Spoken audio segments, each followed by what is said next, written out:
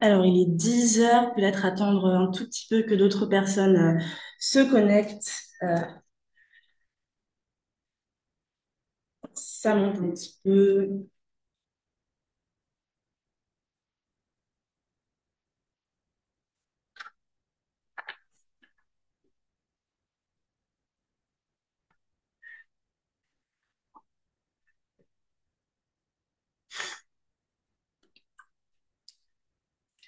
Bonjour à tous.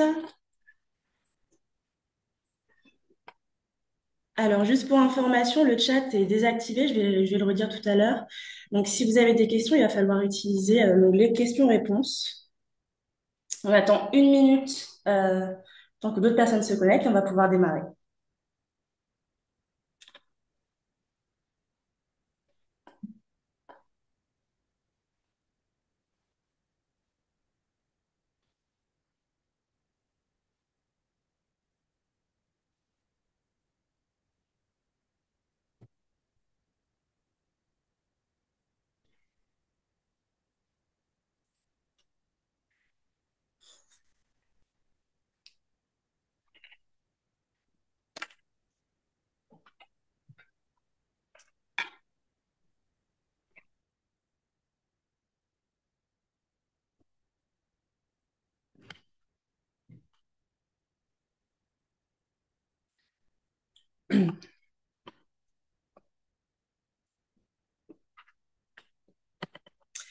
Donc, on va démarrer. Alors, bonjour et bienvenue à tous sur ce webinaire dédié au lancement du portail national de formation des bénévoles. Je suis Naïna Ravomé-Antoine, chargée de projet au mouvement associatif et je serai animatrice de ce webinaire. Vous êtes nombreux aujourd'hui, vous êtes déjà presque 200 à être présents. On attend encore du monde, mais on va pouvoir commencer. Donc, je vais vous présenter le programme du jour. Alors, le programme est divisé en deux parties. Donc, la première partie, on aura une introduction ainsi qu'un contexte, un plaidoyer pour le bénévolat et les chantiers portés par France Bénévolat, ainsi que le baromètre de l'opinion des bénévoles par recherche et solidarité. Ensuite, la deuxième partie, elle va être un peu plus pratico-pratique puisqu'on va vous présenter le portail. Dans un premier temps, on va vous présenter un peu le projet, d'où il vient, donc la raison d'être du projet, et on va passer vraiment à la présentation, donc avec tout ce que vous pourrez y trouver et comment vous pouvez, vous, de votre côté, la prendre en main. Aujourd'hui, nous avons le plaisir d'accueillir sur ce webinaire qui va durer 2 heures Michael Huette, délégué général du mouvement associatif. Également Hubert Pénicaud, administrateur chez France Bénévolat. Bonjour Hubert. Cécile Bazin, déléguée générale de Recherche et Solidarité. Et également Rachel Payan, chargée de mission au mouvement associatif Bourgogne-Franche-Comté, qui ont récemment travaillé avec Recherche et Solidarité sur une étude sur la gouvernance bénévole. Donc, merci à vous d'être là aujourd'hui, c'est un plaisir. Juste avant de commencer et de rentrer dans le vif du sujet, quelques petites règles de modération. Alors, vous l'avez sûrement remarqué, mais le chat est désactivé, ainsi que les caméras et les micros pour les participants. Donc, si vous avez des questions, vous pouvez tout à fait les poser sur le module Q et R, qui se trouve juste en bas dans l'onglet. Il y aura forcément des temps de questions-réponses qui vont ponctuer un petit peu le programme. Et c'est une question qui a été posée en amont, mais effectivement, le webinaire est enregistré et sera rediffusé d'ici quelques jours sur la chaîne YouTube du mouvement associatif. Et vous recevrez également l'ensemble des supports liés à ce webinaire après cela. Donc, sans plus tarder, je vais laisser la main à Michael pour une introduction. Voilà, donc Michael, bonjour, merci d'être présent et je te laisse prendre la parole. Bonjour à tous, merci Nina. Bonjour à tous et merci d'être aussi nombreux pour nous retrouver aujourd'hui pour ce webinaire qui est en fait l'aboutissement d'un travail collectif porté par le mouvement associatif et les mouvements associatifs régionaux pour répondre à une question de fond et une question politique, comment accompagner durablement l'engagement bénévole des associations. On va aujourd'hui vous présenter dans quelques instants l'outil de plateforme formation-bénévole.org, qu'on a conçu pour répondre à cette question. Mais avant d'entrer dans l'outil lui-même, il me semblait intéressant est essentiel de partir des réalités de terrain, des constats qu'on a pu, qui nous remontent des acteurs associatifs et quelques données qui nous éclairent. Aujourd'hui, le modèle associatif est à un moment vraiment charnière. L'envie d'agir, d'être utile, de s'engager n'a pas disparu, bien au contraire. On observe même une hausse du bénévolat en général, et on va le conforter tout à l'heure par quelques analyses, en particulier chez les jeunes. Mais cette dynamique se heurte à un certain nombre de fragilités structurelles qu'il faut regarder en face si l'on veut y répondre. La première de ces fragilités, c'est la difficulté croissante à renouveler les instances de gouvernance. Ce que nous disent les associations, ce qui est confirmé par les enquêtes, et on verra tout à l'heure, c'est que moins en moins de bénévoles acceptent de prendre des responsabilités, de siéger dans des conseils d'administration, de porter juridiquement des projets. La génération qui a longtemps tenu les rênes du bénévolat de gouvernance sont les plus de 65 ans et ils ont envie de passer le relais. Mais derrière, les relais sont encore trop peu nombreux ou trop peu préparés. Mais bon, c'est pas une question de manque de volonté, c'est plutôt les conditions, c'est plutôt une question de conditions. Les responsabilités des bénévoles sont devenues de plus en plus lourdes, de plus en plus techniques, de plus en plus solidaires également. À cela, il faut s'ajouter une exigence croissante de professionnalisation, parfois déconnectée des réalités de terrain. Le deuxième point que je veux soulever, c'est le poids administratif qui pèse sur les dirigeants bénévoles. Je ne parle pas ici des tracasseries habituelles, on est tous dirigeants associatifs, voilà, mais plutôt d'une pression structurelle. La multiplication des normes, les obligations administratives, le reporting, les nombreux appels à projets sur lesquels il faut répondre et qui sont de plus en plus complexes. Aujourd'hui, il n'est pas rare que le président d'association passe ses soirées entières à remplir des tableaux, à rédiger des bilans, à chercher comment justifier chaque euro dépensé. C'est pas pour ça qu'on s'engage en tant que bénévole. Et pourtant, c'est une réalité quotidienne de beaucoup d'entre nous. Troisième sujet majeur, et un sujet sur lequel on travaille beaucoup en ce moment au mouvement associatif, c'est la question de la tension sur les financements. Les soutiens publics, lorsqu'ils existent, sont souvent fléchés, ponctuels, orientés vers des projets plutôt que vers le fonctionnement. Le financement de l'accompagnement, de la formation, de la montée en compétences est trop souvent oublié. Or, sans cela, comment faire émerger de nouveaux dirigeants? Comment assurer la continuité des différents projets? Comment sécuriser des parcours? Comment éviter l'essoufflement? Dans ce contexte, il y a un risque, celui d'un rétrécissement du vivier des bénévoles, prêts à assumer des responsabilités. Et ce vivier est souvent socialement et culturellement homogène. C'est là qu'intervient un enjeu central pour nous, la question de l'inclusion. Faire en sorte que les instances associatives reflètent la diversité de la société.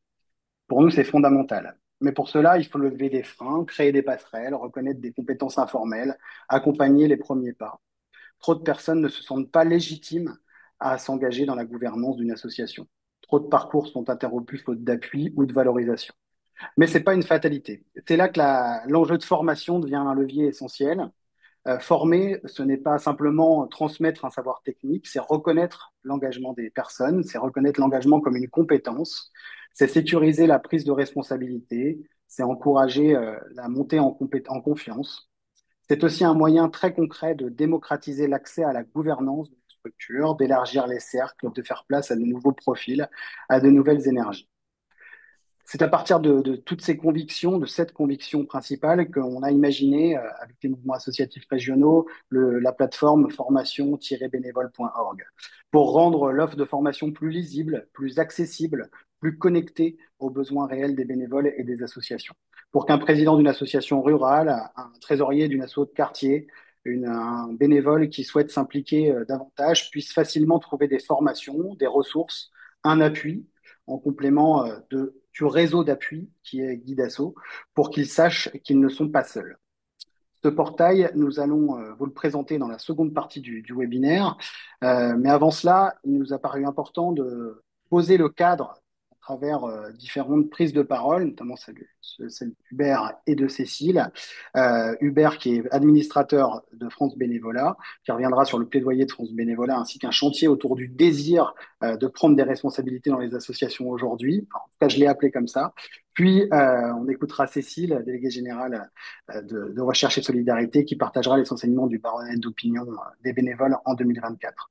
L'objectif de ces deux interventions, c'est de poser un socle solide pour comprendre pourquoi un outil comme formation-bénévole.org est à la fois nécessaire, mais aussi stratégique et également politique.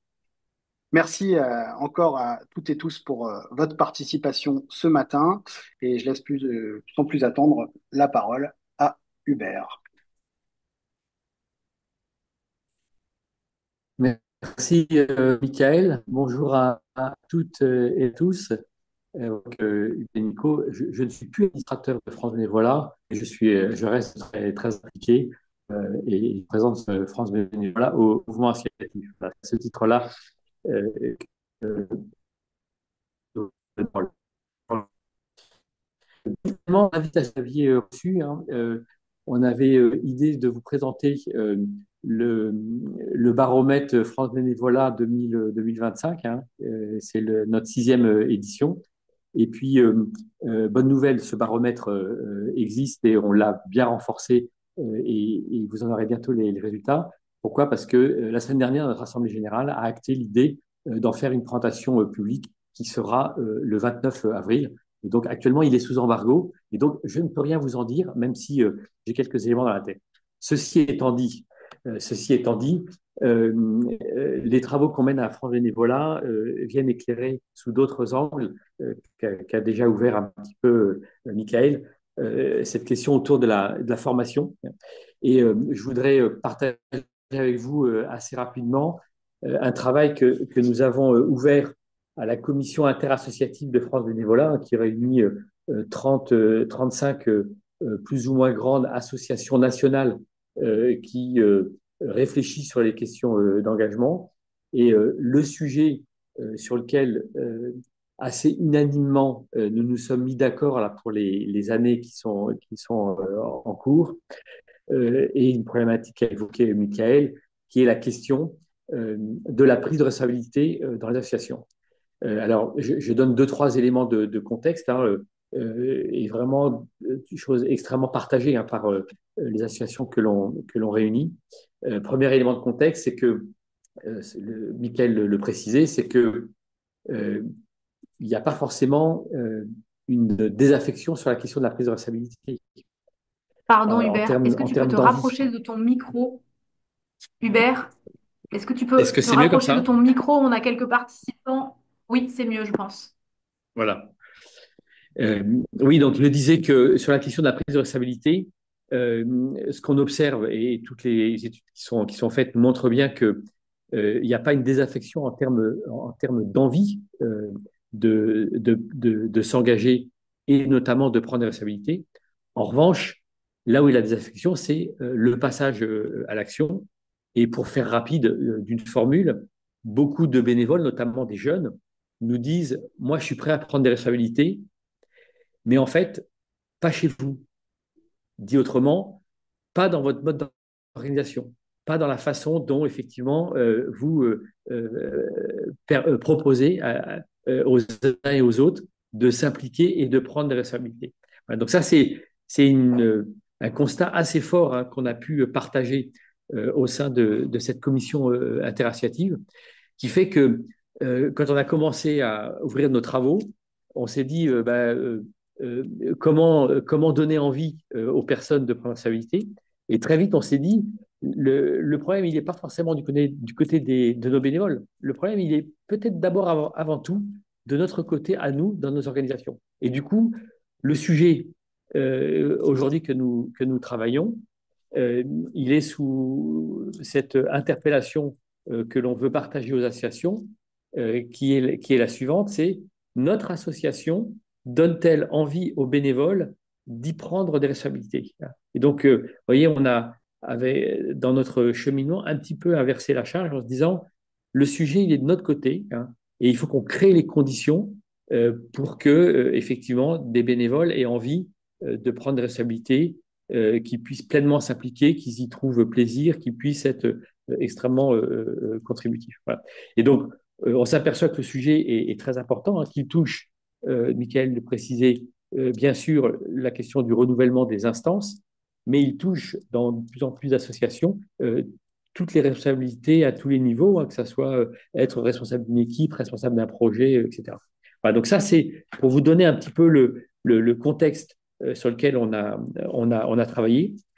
Très rapidement, et forcément, nos débats se sont concentrés sur quelles solutions, quels outils, quelle démarche, quelle dynamique on pouvait adopter. Forcément, très rarement, la question de la formation est apparue comme étant assez essentielle, comme assez centrale.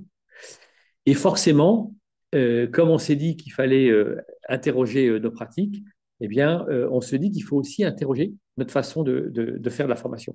Voilà. Alors, j'en donne quelques éclairages.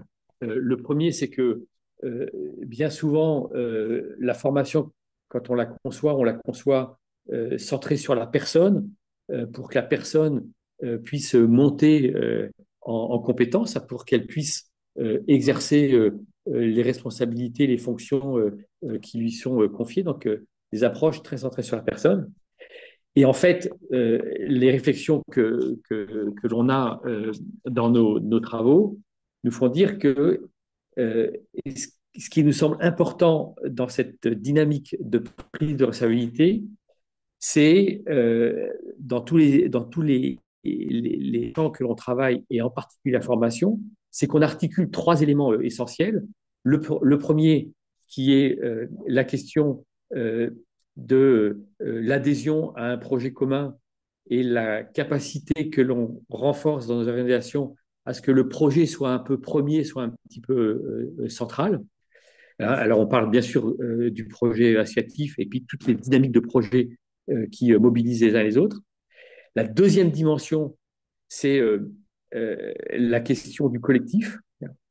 Comment on n'enferme pas les personnes dans les prises de responsabilité sur la question du faire, sur la question du décider, sur la question de l'agir, mais comment on travaille et on renforce les capacités du faire ensemble, du décider ensemble, de l'agir ensemble. Et donc la formation, elle doit aussi travailler sur développer cette capacité. Et puis bien sûr, la troisième dimension est plus centrée sur la personne et sur à la fois les compétences et l'implication de la personne dans l'ensemble.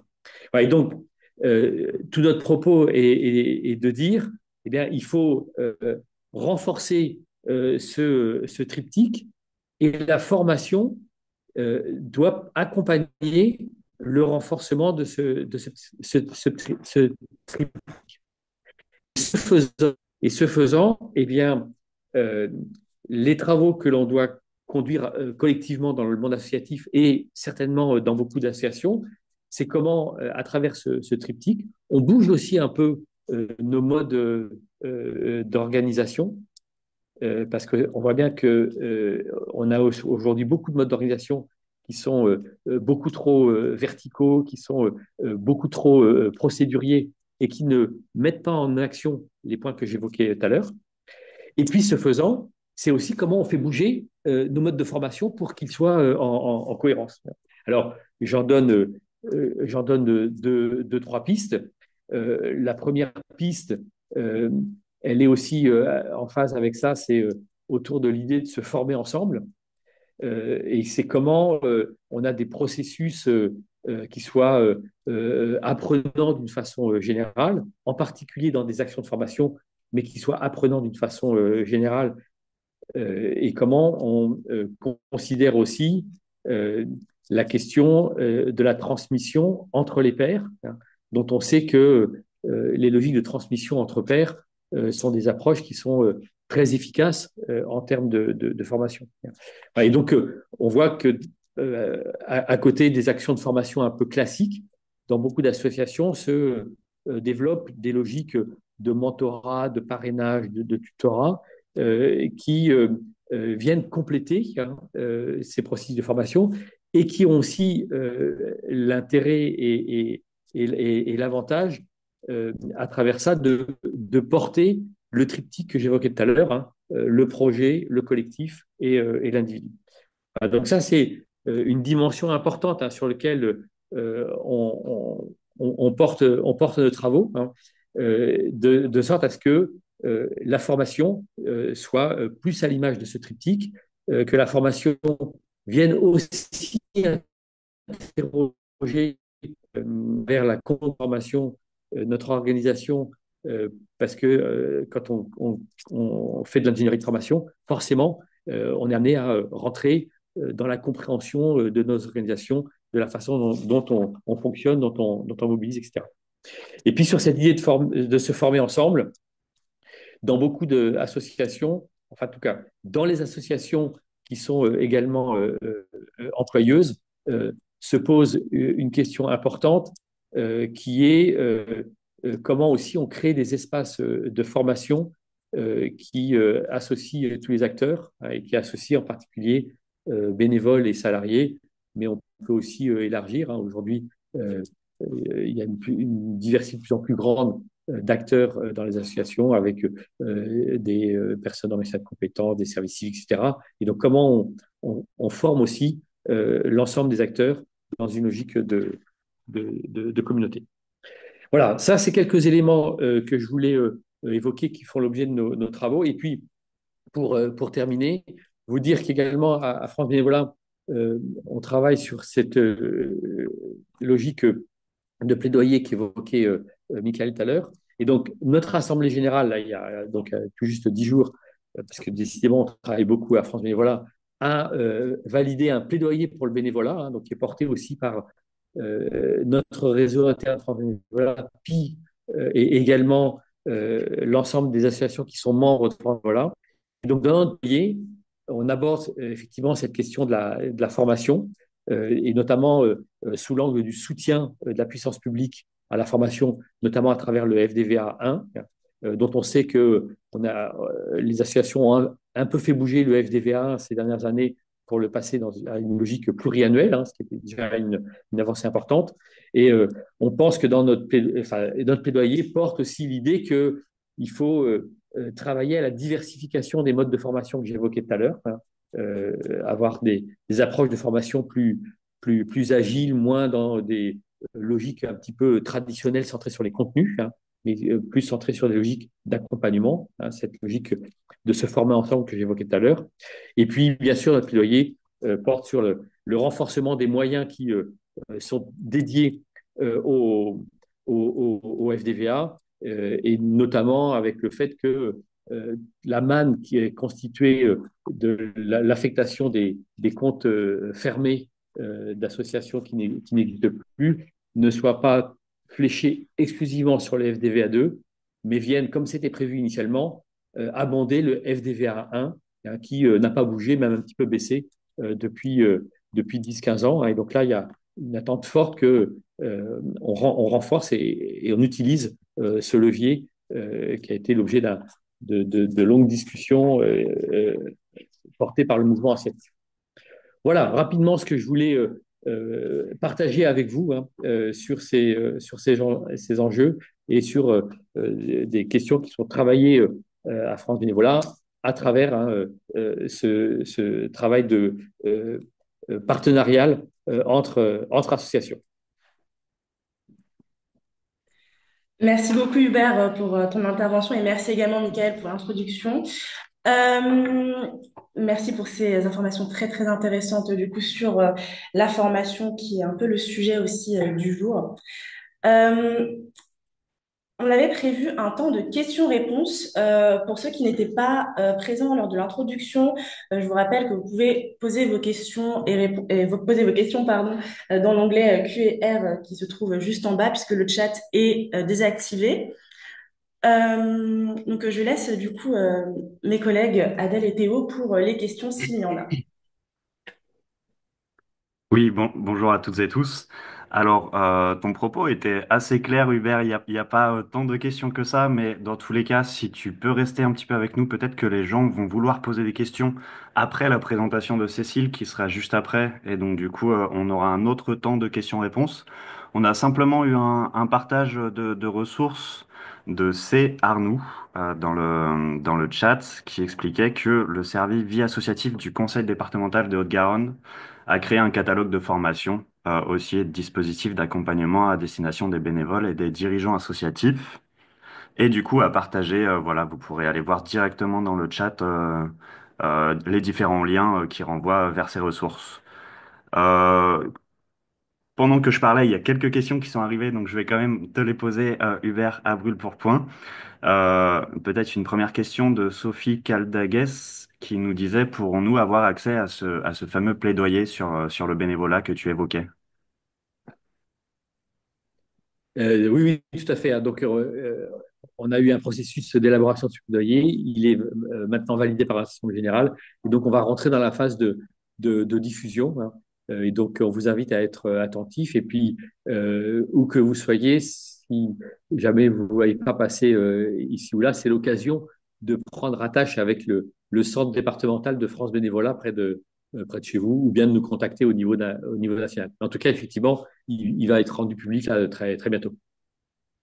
Entendu, merci. Et ben, du coup, il y a deux autres questions qui sont arrivées et que je vais pouvoir te poser également dès à présent.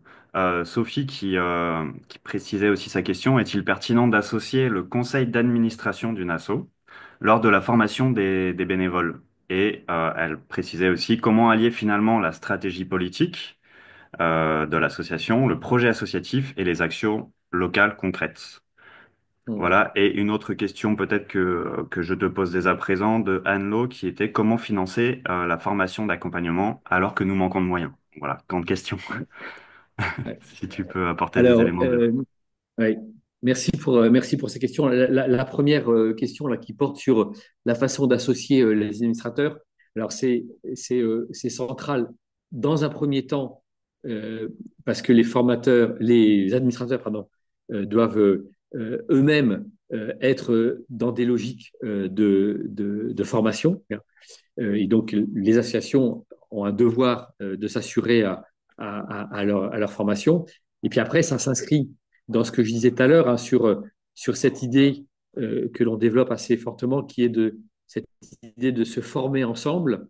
Et donc, dans cette idée de se former ensemble, il y a l'idée que même dans un réseau associatif, même si on peut avoir des formateurs qui portent un petit peu la dimension pédagogique, la question c'est comment on s'assure, encore une fois, que chacun à sa place euh, puisse rentrer dans des logiques de transmission, d'échange des pratiques, d'interpellation mutuelle, hein.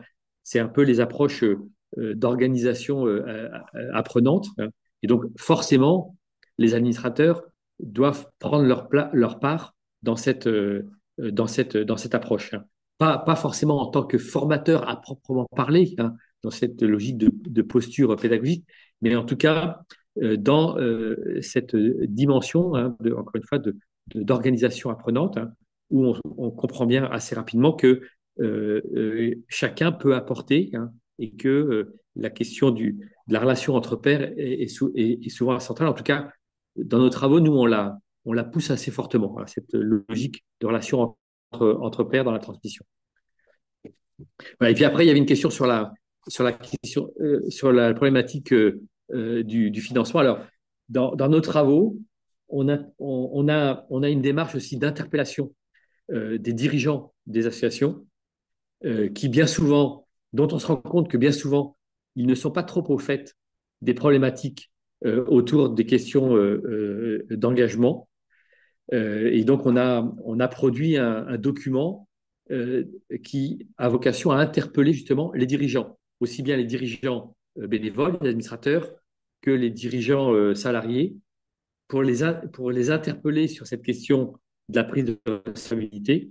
Et donc, on les interpelle sur plusieurs sujets, dont un des sujets qui est de leur dire, euh, beaucoup de nos associations ont mis des moyens assez importants pour développer les ressources, pour développer les outils informatiques, pour développer des tas de choses, mais assez peu pour développer l'engagement bénévole, hein, considérant un petit peu en arrière-fond que bah, derrière le bénévolat, il y a la notion de gratuité et que donc du coup, ça va suivre tout seul. Et donc, on interpelle les dirigeants associatifs pour leur dire, euh, si vous voulez effectivement que renforcer la prise de responsabilité dans votre association, qui est parfois une question un peu de survie, hein. Si on n'a personne en responsabilité, l'association eh bien, perd du terrain. Eh bien, si vous voulez ça, il faut aussi faire en sorte de dégager des moyens sur le sujet. on les interpelle en leur disant ayez cette attention, hein, et faites en sorte que vos budgets euh, progressivement dégagent des moyens sur cette question-là. Merci Hubert. Du coup, on avait Anne qui disait qu'elle avait une question sur l'agilité des formations. Alors Anne, si vous nous entendez, est-ce que vous pouvez peut-être préciser votre question, à savoir si Hubert y a déjà répondu ou non? Et en attendant, Thomas Sénéchal qui demandait, qui avait une question liée à la question générale du plaidoyer que tu évoquais, qui était quelle reconnaissance des pouvoirs publics et plus largement de la société pour l'engagement bénévole? Question un petit peu méta. Bon, oui, oui, question très, très, très méta. Bon, c'est effectivement un vrai sujet, hein. Euh, euh, la difficulté certainement qu'on a aujourd'hui, c'est que, euh, et c'est un des éléments qui a au cœur de notre plaidoyer, trop souvent, euh, le bénévolat est perçu comme étant de la ressource pour les associations. Et je vais même plus loin. Alors, c'est une perception qui est partagée dans notre environnement, hein, associatif, mais parfois, c'est aussi la façon dont l'association pense le bénévolat, hein, et pense le bénévolat avant tout comme une ressource aux fins de ses missions. Voilà. Et donc, la première dimension que l'on porte et que l'on met au cœur aussi de ce plaidoyer, c'est que euh, déjà, il faut que nous, dans les associations, on prenne la mesure euh, de ce qu'est le bénévolat, et que le bénévolat, ce n'est pas que de la ressource. Le bénévolat, c'est euh, l'engagement bénévole, pour être plus précis, l'engagement bénévole, c'est euh, toute la contribution que l'engagement peut apporter à la société, peut apporter aux personnes en termes de citoyenneté, en termes de capacité d'initiative, en termes de permettre aux personnes de prendre leur place dans la société. Voilà. Et donc, il faut qu'on travaille sur ces questions-là, hein, et qu'on ne se fasse pas enfermer cette question de bénévolat égale de la ressource. Voilà. Et donc, sur ce fondement-là, on propose plusieurs pistes, hein, et notamment très centrées sur des questions collectives, hein, parce que souvent, on réduit du coup la reconnaissance de la personne, et on pense qu'il faut aussi travailler sur la reconnaissance du collectif, hein, parce que c'est le collectif qui donne aussi du sens à l'engagement associatif. Et on se rend compte aussi que c'est le collectif qui nourrit la motivation des bénévoles. C'est l'engagement collectif, hein, qui est un puissant ressort de motivation. Je te remercie Hubert. Ben, on a une pluie de questions finalement. Donc du coup, si on peut prendre encore 5 petites minutes avant la présentation suivante, je vais t'en poser encore une ou deux. Il y a une question sur quelles sont de Diane, quelles sont les sources de financement possibles en dehors du FDVA? Et une autre question un peu pratique aussi, qui est autour de la démarche du passeport bénévole. Voilà. Et une demande d'Amélie, quel est le lien avec le compte individuel de formation, entre le passeport bénévole, le compte individuel de formation, et quelle reconnaissance pourrait être mise en place pour des bénévoles jeunes en recherche d'emploi ou en activité reconversion professionnelle? Voilà, des questions déjà un petit peu techniques. Je peux déjà répondre à celle-ci, puis après, on va voir si je peux t'en poser encore quelques autres. Théo, redis-moi juste la première, parce que du coup, je l'ai pas noté. La première, c'était existe-t-il des sources de financement Oui, en dehors du FDVA oui. pour les formations? Alors, donc, historiquement, on a effectivement le FDVA, hein, dit le FDVA 1, avec son volet national et son volet régional. Encore une fois, dont l'enveloppe a pas augmenté, hein, depuis 10 ans, même plutôt a eu un petit peu tendance à se tasser, hein. Euh, Après, il y a un certain nombre de régions, des conseils régionaux, qui ont pu aussi s'impliquer parfois en articulation, en complément du FDVA 1 en région, hein. Et donc là, c'est pas inintéressant, mais c'est lié aux politiques régionales. Il n'y a pas du tout d'approche systématique. Voilà.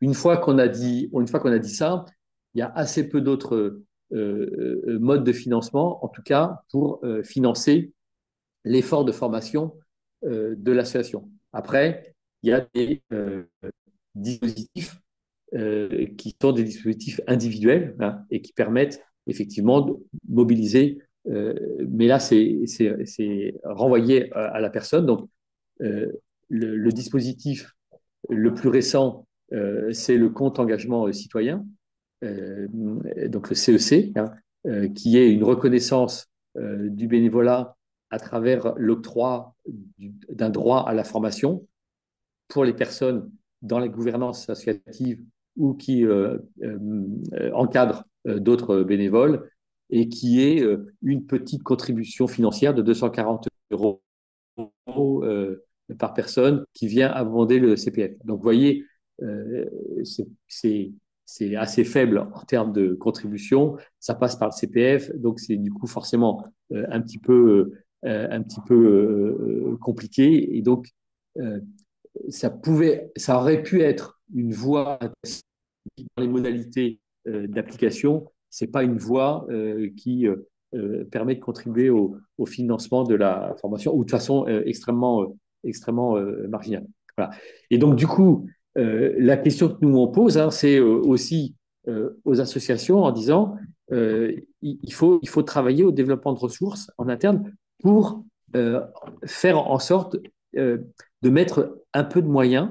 Hein, aujourd'hui, beaucoup d'associations mettent assez peu de moyens, mais de mettre un peu de moyens sur globalement l'animation de son réseau bénévole. Après, donc c'est des choix budgétaires, hein.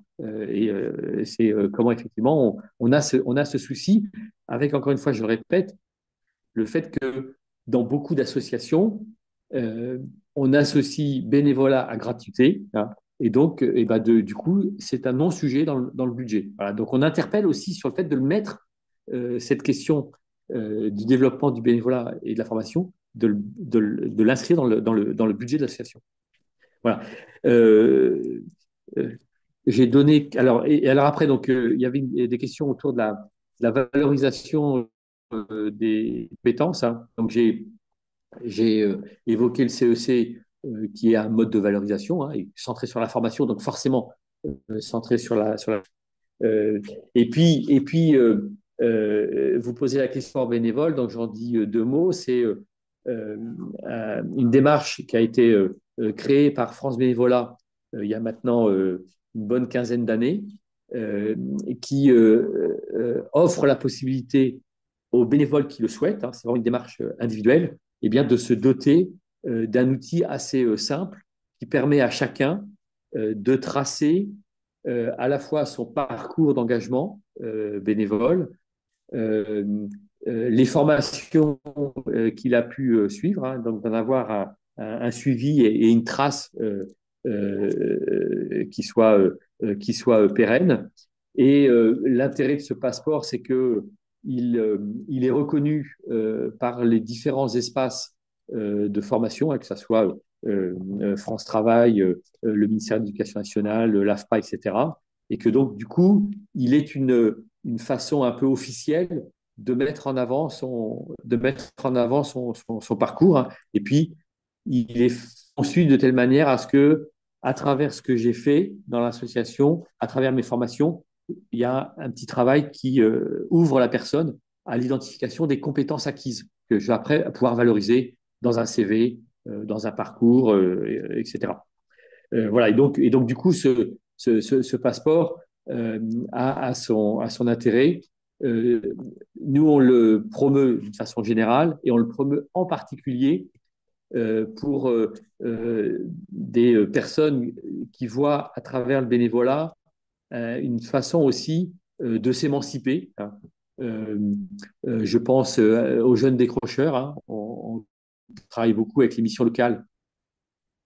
Et le passeport bénévole est un outil intéressant à ce niveau-là. Le passeport bénévole, on le développe aussi beaucoup en direction du public, des personnes en situation de handicap, hein, qui, du coup, ça accompagne leur engagement, et ça accompagne leur façon de travailler aussi sur l'émancipation. On le met aussi en milieu carcéral avec les migrants envoyés, donc tous les publics qui peuvent voir dans l'engagement bénévole un chemin d'émancipation. Je te remercie Hubert pour ces réponses. Je remercie également les participants pour leurs questions très intéressantes. Alors, il y en a encore quelques-unes, mais je vous propose d'avancer car on aura un autre temps de questions-réponses juste après la prochaine intervention. Donc, merci beaucoup Hubert pour d'avoir répondu présent. Et sans plus tarder, on va passer donc à la suite avec le baromètre de l'opinion des bénévoles avec Recherche et Solidarité, donc qui vient d'être présenté par Cécile Bazin, déléguée générale de Recherche et Solidarité. Donc bonjour Cécile et merci d'être parmi nous. Je vais te laisser la parole. Merci beaucoup. Bonjour à toutes et tous. Merci à Michael et à Hubert pour toutes ces informations. Et on va voir que avec les travaux que nous menons, eh bien, ils vont retrouver pas mal de leurs propos, puisque nous, notre ambition à Recherche et Solidarité est d'améliorer la connaissance sur les sujets liés à la vie associative, et donc pas exclusivement, mais notamment sur le bénévolat. Donc moi, j'ai quelques chiffres à vous présenter. Donc j'ai préparé quelques slides et Niaina va nous les faire passer si, si c'est possible. Voilà. Donc pour étudier le bénévolat et suivre ses évolutions, on s'appuie notamment sur une enquête qui s'appelle le baromètre d'opinion des bénévoles. Donc c'est une enquête en ligne, hein, de façon très concrète, qui permet chaque année de donner la parole aux bénévoles. Donc la dernière enquête, et c'est les résultats, les grandes tendances là, que je vais vous présenter ensuite, elle a été réalisée l'année dernière, entre le 15 février et le 22 avril, et c'est près de 4000 bénévoles qui se sont exprimés. Et tout ça nous permet donc de tenir compte de la diversité des situations. Bien sûr, diversité des associations, donc des lieux dans lesquels les bénévoles s'engagent, selon le secteur, selon la taille, rural, urbain, enfin voilà, c'est important pour nous d'avoir le maximum de témoignages pour pouvoir faire des analyses plus fines qui tiennent compte de cette diversité associative, mais aussi des différents profils des bénévoles, qu'ils soient jeunes, moins jeunes, aussi selon le genre, selon leur niveau de diplôme, on y reviendra certainement, et puis selon les formes d'engagement, l'intensité en tout cas de l'engagement associatif. Donc, cette prise de parole régulière nous permet de suivre les évolutions parce qu'on a des questions qui sont posées, alors non pas tous les ans, mais tous les 2, 3 ans, qui nous permettent de voir de faire un état des lieux actualisé du bénévolat en France. Et puis, ça nous permet de mieux connaître les bénévoles lorsque on va ponctuellement aborder une thématique. Et c'était le cas en 2024, et c'est ce qui terminera ma présentation.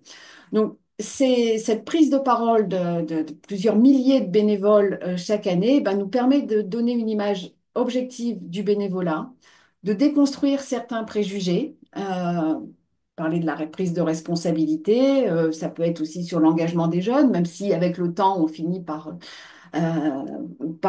prendre conscience que les jeunes sont vraiment présents et s'engagent. Et au travers de tout ça, ben, d'aider les associations à s'adapter aux mutations du bénévolat, puisqu'elles sont bel et bien là, ces mutations.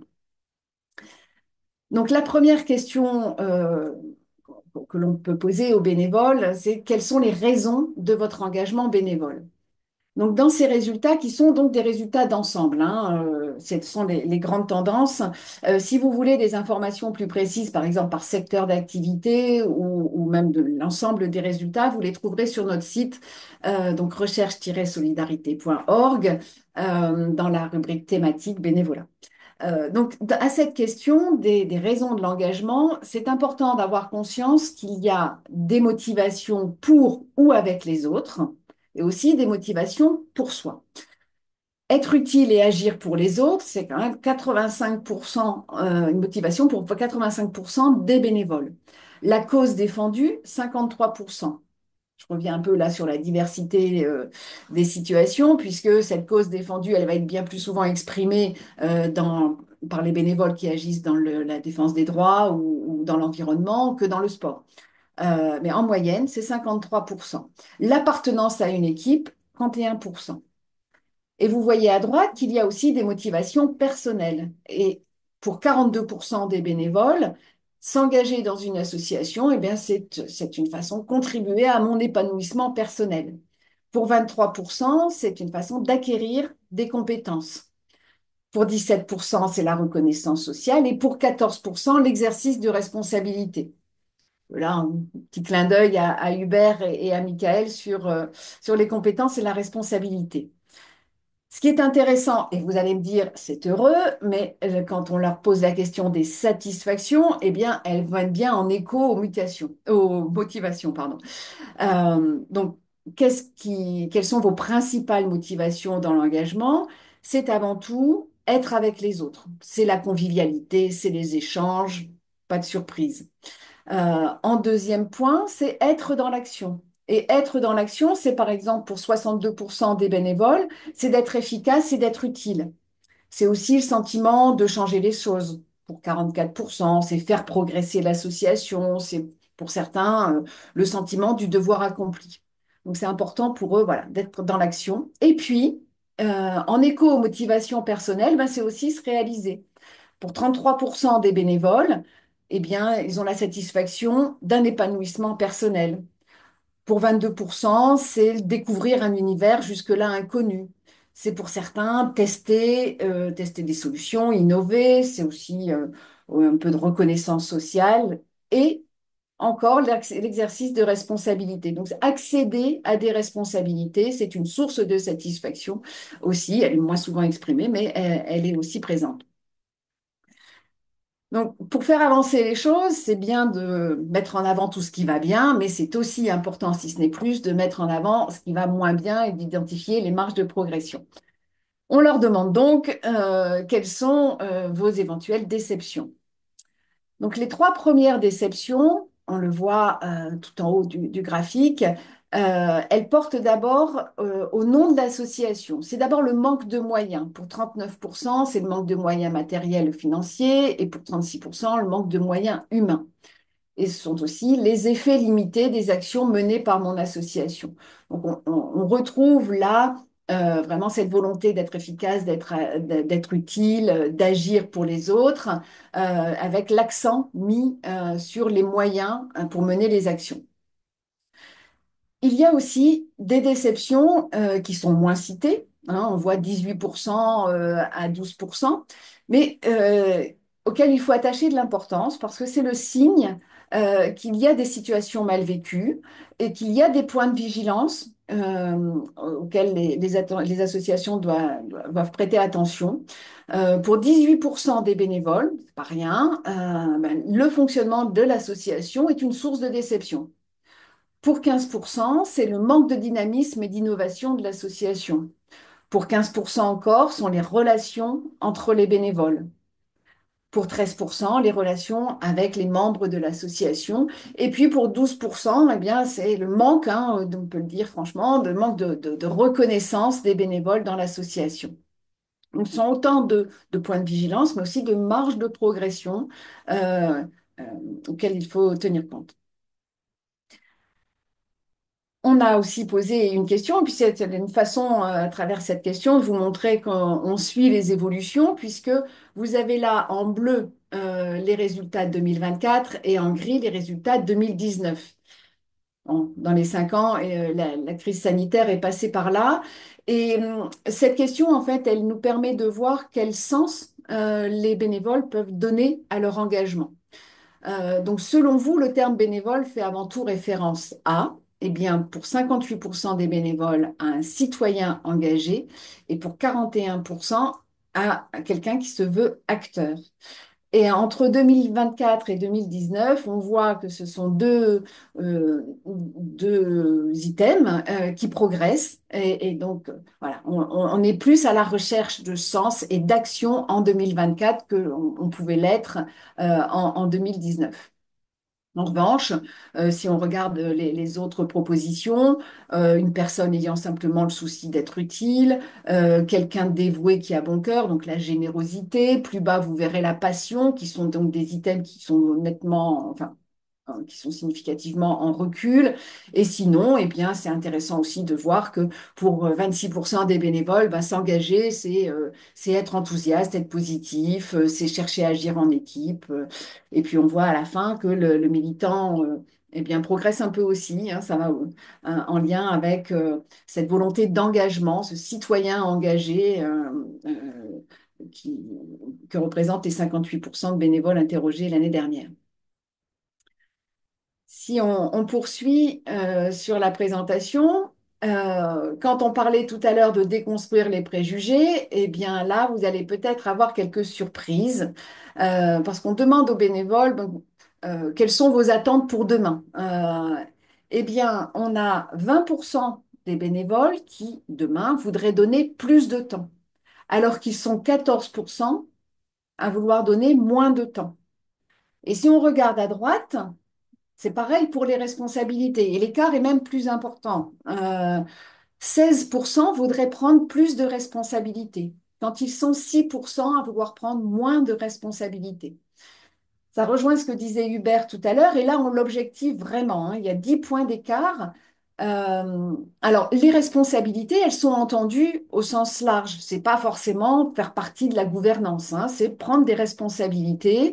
Et effectivement, c'est important d'identifier, bien sûr, ces personnes, de les accompagner dans leur parcours bénévole et dans leur montée en responsabilité et de leur offrir les conditions d'une bonne prise en compte de ces responsabilités selon des formats effectivement qui leur sont adaptés.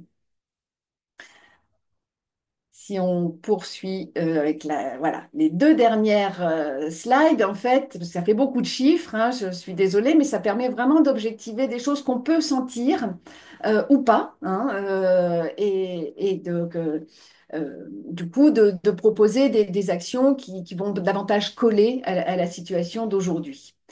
Alors ça, c'est une question qu'on a posée parce que cette enquête 2024, on l'a menée avec l'IEDH, l'Institut européen de développement humain, qui vient de changer de nom euh, Coalto, si je ne me trompe pas. Et donc, c'était important pour notre partenaire de travailler justement sur les savoir-faire et les savoir-être acquis dans le bénévolat et mettre en avant justement de manière et de quantifier en fait tout ce que peut apporter le bénévolat avec tout un chapitre aussi sur les formations. Donc, c'est vrai que je ne l'ai pas trop développé ici, mais vous pouvez aller voir dans les résultats complets et trouver d'autres informations sur la formation. J'ai en tête, par exemple, un tiers des bénévoles en attente de formation, avec les différents formats, justement, des formations, formation par les pairs, comme l'évoquait Hubert. Donc, pour revenir à cette question, vous avez le sentiment que votre activité bénévole vous permet alors d'abord d'être à l'écoute et attentif aux autres pour 70% et pour 52% de mener des projets en équipe. Bon, pas de surprise, on l'a écrit, l'empathie, le collectif, tout ce qui fait euh, en fait le cœur même de l'engagement associatif et de la vie associative. On voit ensuite, pour 40% des bénévoles, eh bien, leur engagement leur permet de renforcer leurs compétences. On est plus là sur des compétences dures, sur des savoir-faire, mais pas seulement, puisque pour 27%, ça leur permet d'être à l'aise dans la prise de parole, ou encore de développer mon esprit créatif, ou encore d'être autonome, de prendre des initiatives, aussi de mieux affronter des situations compliquées, et aussi de mieux organiser mon temps. Encore une fois, on est sur des moyennes là, hein. Mais quand on regarde les scores, on peut dire les scores pour les jeunes, là, on est sur des pourcentages qui sont nettement plus élevés. Donc, il y a cette appétence de leur part et puis cet encouragement aussi depuis plusieurs années à valoriser tout ce que peut leur apporter l'engagement associatif avec parfois même des passages obligés dans les associations. Donc, ça nous paraissait vraiment important de valoriser tous ces savoir-faire et ces savoir-être acquis, notamment pour les personnes les plus modestes. On constate que la proportion de bénévoles est 2 fois moins importante chez les moins diplômés. Hein. Les enquêtes que l'on mène montrent bien qu'on a 33% de bénévoles parmi les plus diplômés, quand on en a 15% parmi les moins diplômés. Donc, chez Recherche et Solidarité, on appelle ça la fracture associative. Et c'est ce sujet sur lequel on va vraiment travailler cette année pour mettre en avant eh bien, cette situation pour montrer que l'adhésion, déjà, est un premier frein. Ils sont beaucoup moins nombreux en tant qu'adhérents, mais lorsqu'ils adhèrent à une association, lorsqu'on a franchi et levé les freins culturels, économiques, eh bien, ils sont euh, tout autant engagés dans les associations et ils peuvent bénéficier de tous ces savoir-faire et savoir-être acquis dans le bénévolat. Et ils peuvent aussi, dernière diapo pour respecter le temps de parole, valoriser cet engagement. Donc, la question qui était posée aux bénévoles, avez-vous l'occasion de mettre à profit les savoir-faire et les savoir-être que vous apporte votre activité bénévole? Et ils sont 80% à nous dire oui. Et plus précisément, et ça c'est important, euh, pour 50% des bénévoles, bien sûr de la tranche d'âge concernée, hein, ce n'est pas l'ensemble des bénévoles là, mais on avait pris pour les moins de 25 ans, 50% dans le cadre de leurs études, presque autant dans leur vie quotidienne. Et là, ça concerne toutes les tranches d'âge, toutes les générations. Dans mon parcours professionnel, c'est 47% aussi, et là, sur la tranche d'âge des actifs. Et puis aussi à l'occasion d'autres engagements. Pour 37%. Et ça, c'est intéressant parce que on entend trop souvent voilà, les bénévoles post-it, mobiles, voilà, on a le manque de fidélité des bénévoles. Eh bien, leur passage va bénéficier va permettre à l'association de bénéficier de toutes leurs expériences et leur savoir-faire acquis par ailleurs. Donc, ce sont des aptitudes qui viennent nourrir toutes les autres formes d'engagement associatif et autres. Donc, voilà, si ça peut vous donner une idée, en tout cas, cette sélection de résultats vous permet d'avoir une image un peu plus précise et objective de la situation aujourd'hui et de tout l'intérêt de développer les formations en direction des bénévoles et sous les différentes formes qui ont été indiquées, déjà évoquées par Hubert. Merci beaucoup Cécile pour ton intervention. Donc pour information, effectivement, ce sont les chiffres de 2024 et vous pourrez retrouver le baromètre de l'opinion des bénévoles sur le site de Recherche et Solidarité. Sans plus attendre, on va passer au deuxième temps de questions-réponses en essayant d'y passer 5-10 minutes environ. Je te laisse Théo du coup choisir les questions s'il y en a quelques-unes qui ont été posées. Oui, merci Niaina. Alors, tu as répondu à deux des trois questions que je voulais poser, mais très bien, du coup, c'est déjà fait. Une question de Charlotte. Quel est l'âge moyen du panel de bénévoles de cette étude, Cécile? Et peut-être une question qui vient de tomber d'Hélène. La réponse, alors de manière précise sur une des slides, la réponse être militant représente uniquement 12% chez les répondants et les répondantes, comparativement à l'intérêt pour la cause représenté à plus de 50% des motifs d'engagement. Quels sont les facteurs qui expliquent cette différence, à ton avis, Cécile? Alors, je vais déjà répondre à l'âge moyen et puis tu me rappelleras la deuxième question. Entendu. Pour ce qui est de l'âge, on a donc sur les 4000, on n'a pas calculé l'âge moyen. Par contre, ce qui est important de préciser, c'est que les résultats que je vous ai présentés sont des résultats que l'on dit redressés. C'est-à-dire que l'on connaît la proportion de bénévoles selon les âges, grâce à l'enquête IFOP menée avec France Bénévolat jusqu'en 2022. Et donc, on a un portrait, on connaît le portrait des bénévoles. Et du coup, notre échantillon, il est redressé par rapport à cette approche. Donc, les résultats qui sont présentés sont représentatifs des bénévoles en France.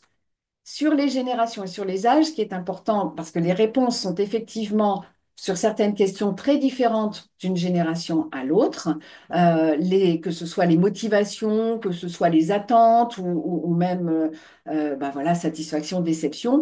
Et donc, on fait des analyses par tranche d'âge des tranches d'âge les plus fines possibles. Et c'est vrai qu'un échantillon de 4000 répondants, bah, ça nous permet d'être assez fin. Et sur notre site, vous avez des résultats bruts, hein, donc des tableaux avec les principales questions analysées par tranche d'âge. Et Théo, si tu peux me rappeler, donc la cause défendue, 53%. Ouais. Et exactement, c'était sur les motivations, qu'est-ce qui motive à être bénévole et comment expliquer cet écart entre la réponse être militant, qui représente uniquement 12% du panel, et comparativement à l'intérêt pour la cause représentée, et ça qui représente à peu près 50% des motifs d'engagement. Donc Mm. du coup, comment expliquer cette différence qui sont pourtant deux éléments relativement proches l'un et l'autre? Oui, mais le terme militant, tous les bénévoles, ben c'est clair, ne se retrouvent pas derrière ce terme militant. Et ils peuvent soutenir une cause sans pour autant se qualifier de militants. Ça me fait penser au terme bénévole. Euh, Tous ne se reconnaissent pas non plus derrière le terme bénévole. Et quand l'IFOP interroge la population française, on a bien veillé avec France Bénévolat quand on a monté la première enquête en 2010 à éviter ce terme bénévole. Et nous, on avait pu le quantifier, 15% des personnes qui donnent de leur temps ne se considèrent pas bénévoles parce qu'ils ont l'image du bénévole, c'est la personne qui vraiment s'engage à fond. Peut-être pour elle, est-ce un peu à cheval avec la militance. Donc la question, c'est avez-vous donné du temps gratuitement pour les autres en dehors du cadre familial au cours des derniers mois? Voilà, donc, pour éviter ce biais. Entendu, merci. Alors, il y a justement sur la question de la terminologie, deux interventions qui vont à peu près dans le même sens, qui évoquent le terme de volontaire. Ne devrait-on pas parler de volontaire plutôt que de bénévole? Et Mélanie, donc ça c'est Stéphane et Mélanie qui nous dit que dans d'autres pays on parle de volontaire et qui demande s'il y a une réflexion autour de cette terminologie dans les enquêtes. Alors c'est vrai que dans les pays anglo-saxons, on parle de volontaires, certainement pas que, hein, en tout cas ils nous viennent tout de suite à l'esprit. En France, c'est compliqué parce il y a un volontariat, il y a un statut de volontaire qui a un statut vraiment bien défini, à ne pas confondre surtout avec le salarié, à pas confondre non plus avec le bénévole. En revanche, il n'y a pas de statut de bénévole, donc voilà, en France, c'est plus compliqué. Il y a débat, voilà, il y a débat, et je pense aussi pendant les JO, il y a eu débat à ce propos. Euh, mais c'est la présence du statut, enfin des différents statuts de volontariat sur le volontariat qui explique ça.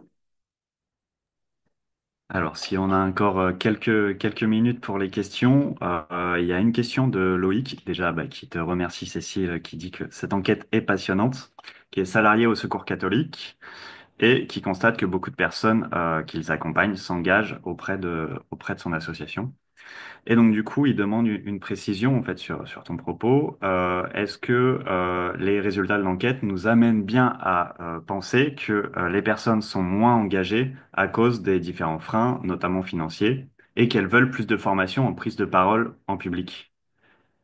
Est-ce qu'on peut en déduire ça de l'enquête de France Bénévolat, de Recherche et Solidarité, pardon? Ouais. Ce qu'on peut surtout retenir de l'enquête et des enquêtes qu'on peut mener, c'est que il est difficile de parler au nom de l'ensemble des bénévoles. Là, vous avez des tendances générales. Ce que dit Loïc peut s'avérer tout à fait juste pour certaines personnes. Et c'est vrai que, par exemple, la prise en charge des frais engagés dans le cadre du bénévolat avait progressé l'année dernière ou l'année d'avant. Enfin, quand on était en pleine inflation et crise énergétique et que certains bénévoles devaient faire des kilomètres pour rejoindre l'association ou pour participer à des activités, c'était un véritable frein. Et ça a été exprimé et d'une manière globale, on a ressenti une progression de ce point de vue. Mais ce qui est intéressant surtout, c'est de rapprocher ces tendances du vécu au sein des associations et de voir comment ça fait écho. Et Loïc doit connaître justement le baromètre d'opinion des bénévoles du Secours catholique parce qu'on a aussi une coopération avec certaines associations pour mettre en place ce type d'outil qui permet donc un outil de dialogue avec les bénévoles et de rapprocher là, quand il y a des questions communes et une temporalité proche, de pouvoir rapprocher les réponses, en l'occurrence des bénévoles du Secours catholique, et les réponses des bénévoles du secteur social au plan national. Et là, on peut voir d'éventuelles spécificités au sein d'un réseau. Mais ça ne dispense pas de dialogue en interne avec chaque bénévole pour mieux connaître encore leur vécu et leurs attentes. Merci Cécile. Peut-être une dernière question de Nicolas qui demandait si on avait des chiffres sur les individus qui créent leur association uniquement pour leur propre projet personnel. Alors là, je suis pas la mieux placée pour répondre. En tout cas, je ne peux pas, je ne pense pas d'ailleurs que quelqu'un puisse quantifier ces situations. Nous, on suit de près les créations d'associations ben, grâce au répertoire national des associations. D'ailleurs, on a pu voir que bon, la crise sanitaire avait pas mal perturbé les choses, mais depuis début 2023, on retrouve un rythme de création qui est tout à fait conforme à ce qu'on avait pu observer les années antérieures. Donc, on garde un rythme important, hein, plus de 70 000 créations d'associations chaque année. En revanche, de savoir si cette association elle est créée pour son propre emploi ou là, c'est plus difficile. Je pense que le réseau Guidasso, par exemple, dont les structures accueillent les porteurs de projets, alors, ne sauraient pas non plus quantifier, mais peuvent être témoins en fait de ces situations beaucoup plus que moi.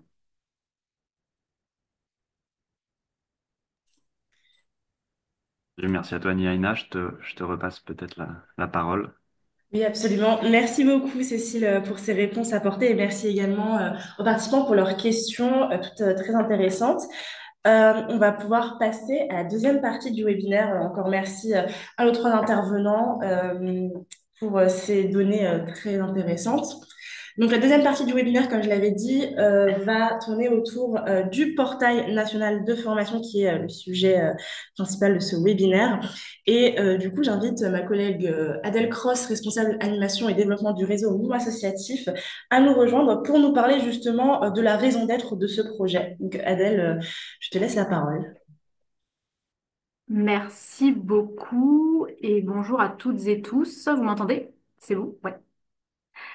Du coup, on peut passer au diaporama. L'idée, c'était de revenir un peu sur les constats qui avaient mené justement à ces portails, d'abord régionaux et puis maintenant ce portail national sur le sujet de la formation. Donc, on en a pas mal échangé là et les intervenants sont pas mal revenus un peu sur les différents besoins, les différents moteurs.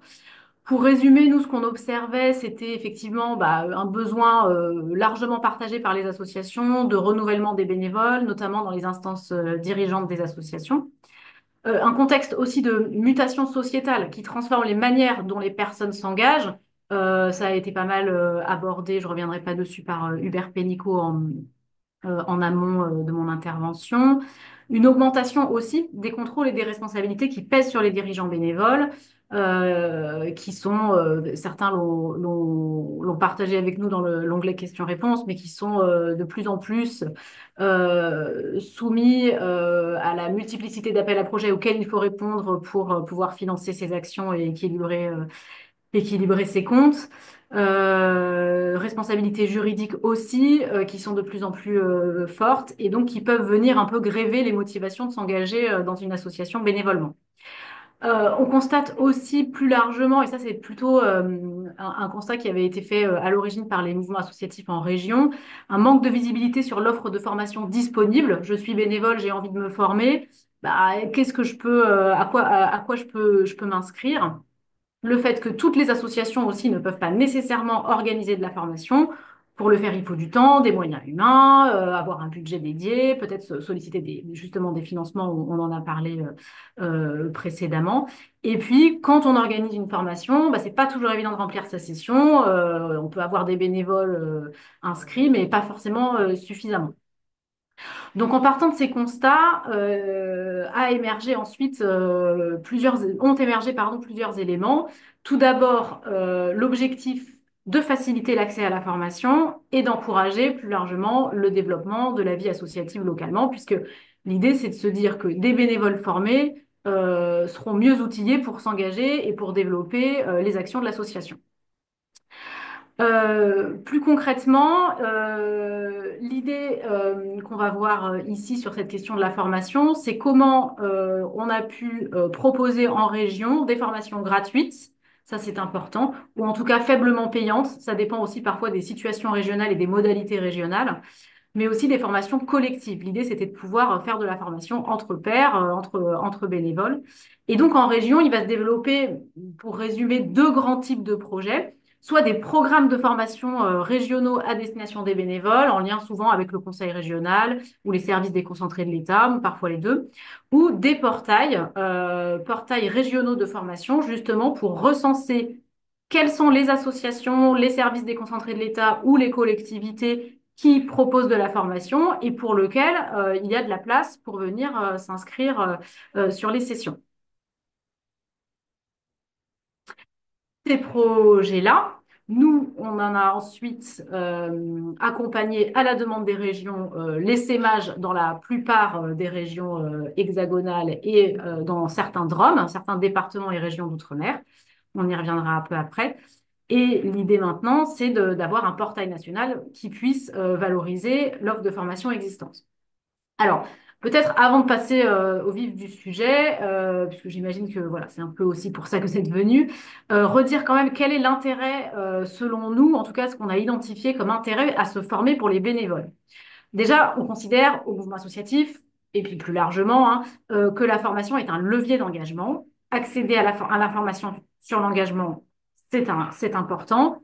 On l'a dit, formation gratuite ou faiblement payante, organisée par les associations, l'État ou les collectivités.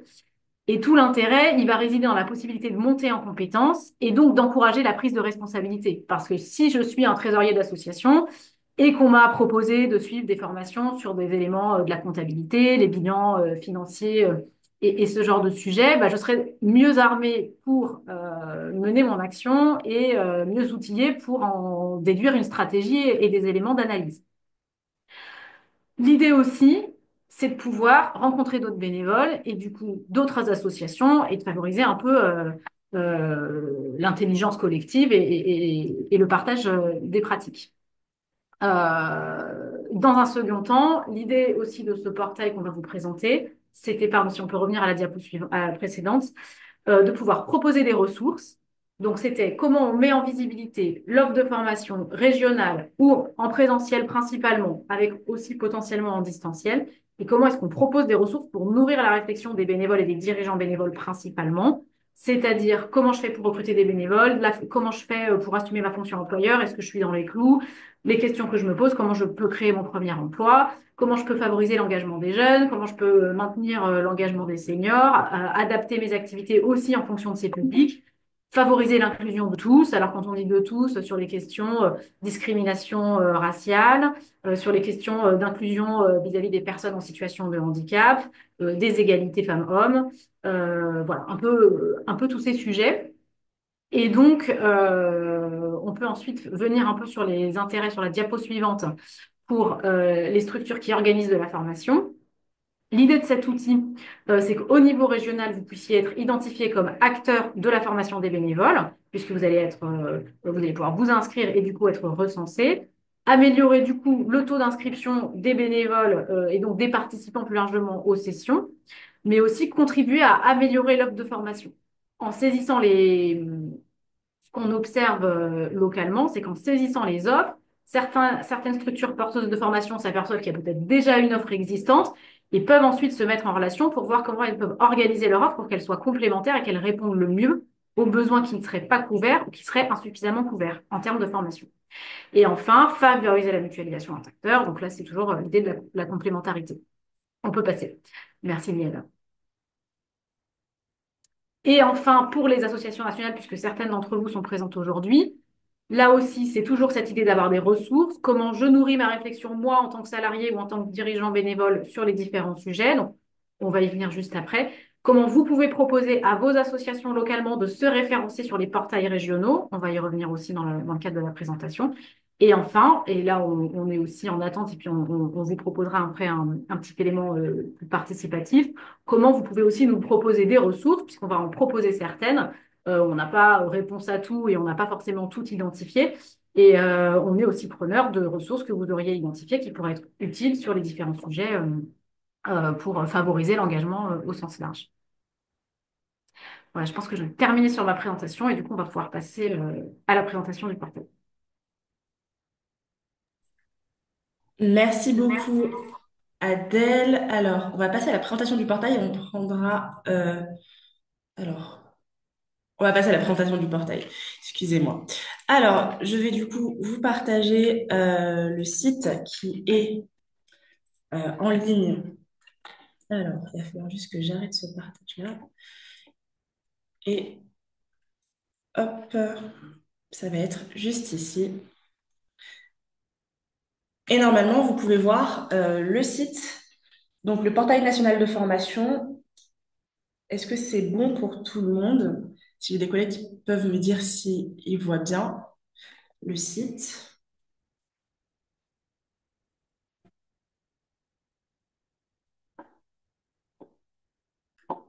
Alors,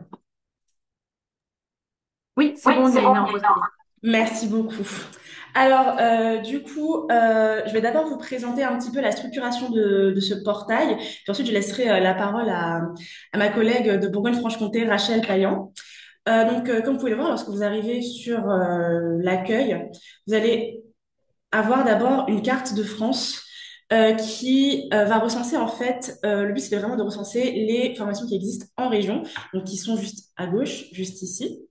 Une dernière formation en ligne, on a une sensibilisation aux violences sexistes et sexuelles en Nouvelle-Aquitaine, comprendre les difficultés rencontrées voilà, en région Aura. Et donc là, cette carte de France interactive, elle va permettre de rediriger vers les portails régionaux. Donc là, si vous voyez quelques régions qui n'ont pas de lien, c'est parce qu'on n'a pas encore de mouvement associatif là-bas et qu'on n'a pas encore de portail, notamment. Mais voilà, par exemple, si vous souhaitez trouver, vous êtes en Île-de-France, vous souhaitez trouver une formation en Île-de-France, vous allez du coup cliquer sur Île-de-France, qui va vous ramener vers le portail de formation régionale d'Île-de-France. Voilà, et ici, voilà, vous allez pouvoir chercher des formations par thème, là notamment les campagnes FDVA, fonctionnement d'une association, communication, finance d'une association, le département. Le format aussi, je sais que c'est une préoccupation aussi pour certains d'avoir des formations en ligne ou en présentiel et également filtrer avec les dates. On peut aussi rechercher avec des mots-clés si on a déjà une idée de formation que l'on souhaite suivre en tant que bénévole. Donc voilà, l'idée c'est vraiment de valoriser aussi ces portails régionaux peut-être qu'on va aller sur le portail régional de Bourgogne-Franche-Comté et je vais laisser, avant de parler de la deuxième partie du portail, Rachel prendre la parole sur ce portail. Oui, donc bonjour à tous, à toutes et à tous. Donc, je suis Rachel Payen, je suis chargée de mission au mouvement associatif Bourgogne-Franche-Comté et entre autres missions, l'animation du portail régional de formation des bénévoles de la région. Donc, le portail, donc vous le voyez actuellement, qui ressemble justement à celui d'Île-de-France. Donc, c'est pas une idée originale de la Bourgogne-Franche-Comté puisqu'on est six régions à avoir un format identique de portail. En Bourgogne-Franche-Comté, il a été développé, il a été lancé en 2021 avec les constats qui ont été cités par Adèle, hein, à savoir qu'on avait une offre de formation qui existait mais qui n'était pas forcément évidente à trouver pour les bénévoles et peut-être parfois un manque de connaissances entre les acteurs qui proposent de la formation de façon à pouvoir mettre en place des dynamiques territoriales. Donc l'enjeu primordial de ce portail, c'était de pouvoir recenser et rassembler en un seul espace toutes les formations qui pouvaient être proposées aussi bien par des associations, des collectivités, euh, sur la formation des bénévoles, à savoir qu'on vise essentiellement, comme disait Adèle, des formations à titre gratuit ou à très faible participation financière, qui peuvent prendre en compte par exemple la location de la salle pour la formation. L'objectif de ce portail, donc, c'est donc de rendre visible et accessible donc les formations aux bénévoles, puisque nous on va publier régulièrement dans notre newsletter et sur les réseaux sociaux les formations qui apparaissent sur ce portail. La plateforme donc s'adresse d'abord ainsi aux bénévoles, mais elle s'adresse aussi aux associations plus largement, parce que donc ça permet de repérer finalement les acteurs qui sont en capacité de proposer une certaine expertise sur la vie associative ou sur la vie associative, pardon, ou sur des thématiques plus spécifiques. Et puis, donc, une plateforme, évidemment, pour les acteurs, collectivités ou associations qui proposent eux-mêmes donc, de la formation aux bénévoles de façon à gagner en visibilité. De voir aussi, donc en effet, comme le disait Adèle, les offres qui sont proposées par d'autres associations, des fois sur le même territoire, et voir comment des mutualisations peut-être des fois peuvent se mettre en place ou éviter qu'il y ait des chevauchements, en tout cas dans les formations proposées.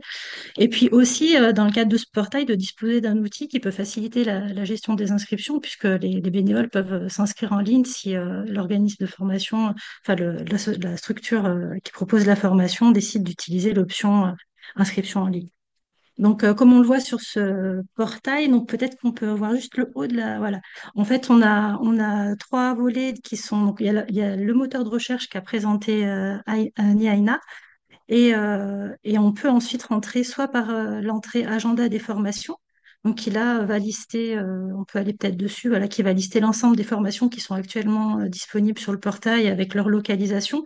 Donc, nous, on est dans une période de creux parce que là, il y a le renouvellement des FDVA. Du coup, on n'en a pas beaucoup qui sont localisés sur le territoire, mais ça va revenir. Donc, c'est vrai que c'est un tout d'avoir une plateforme, un outil numérique qui permet de recenser l'offre, mais il y a le travail d'animation qui reste assez important pour aller contacter les acteurs de façon à leur rappeler de publier des formations. Et puis, ça demande aussi aux acteurs de penser à publier ces formations. On voit en rose, en fait, et on voit des formations avec une couleur rose et d'autres avec une couleur bleue. Donc, en rose, ce sera les formations qui seront présentielles et en bleu, les formations qui sont proposées en distanciel.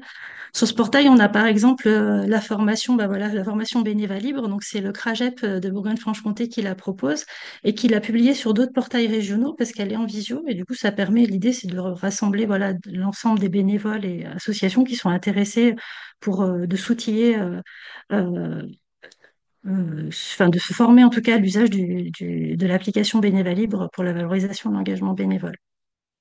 Quand on clique sur une formation, on voit la fiche formation apparaître.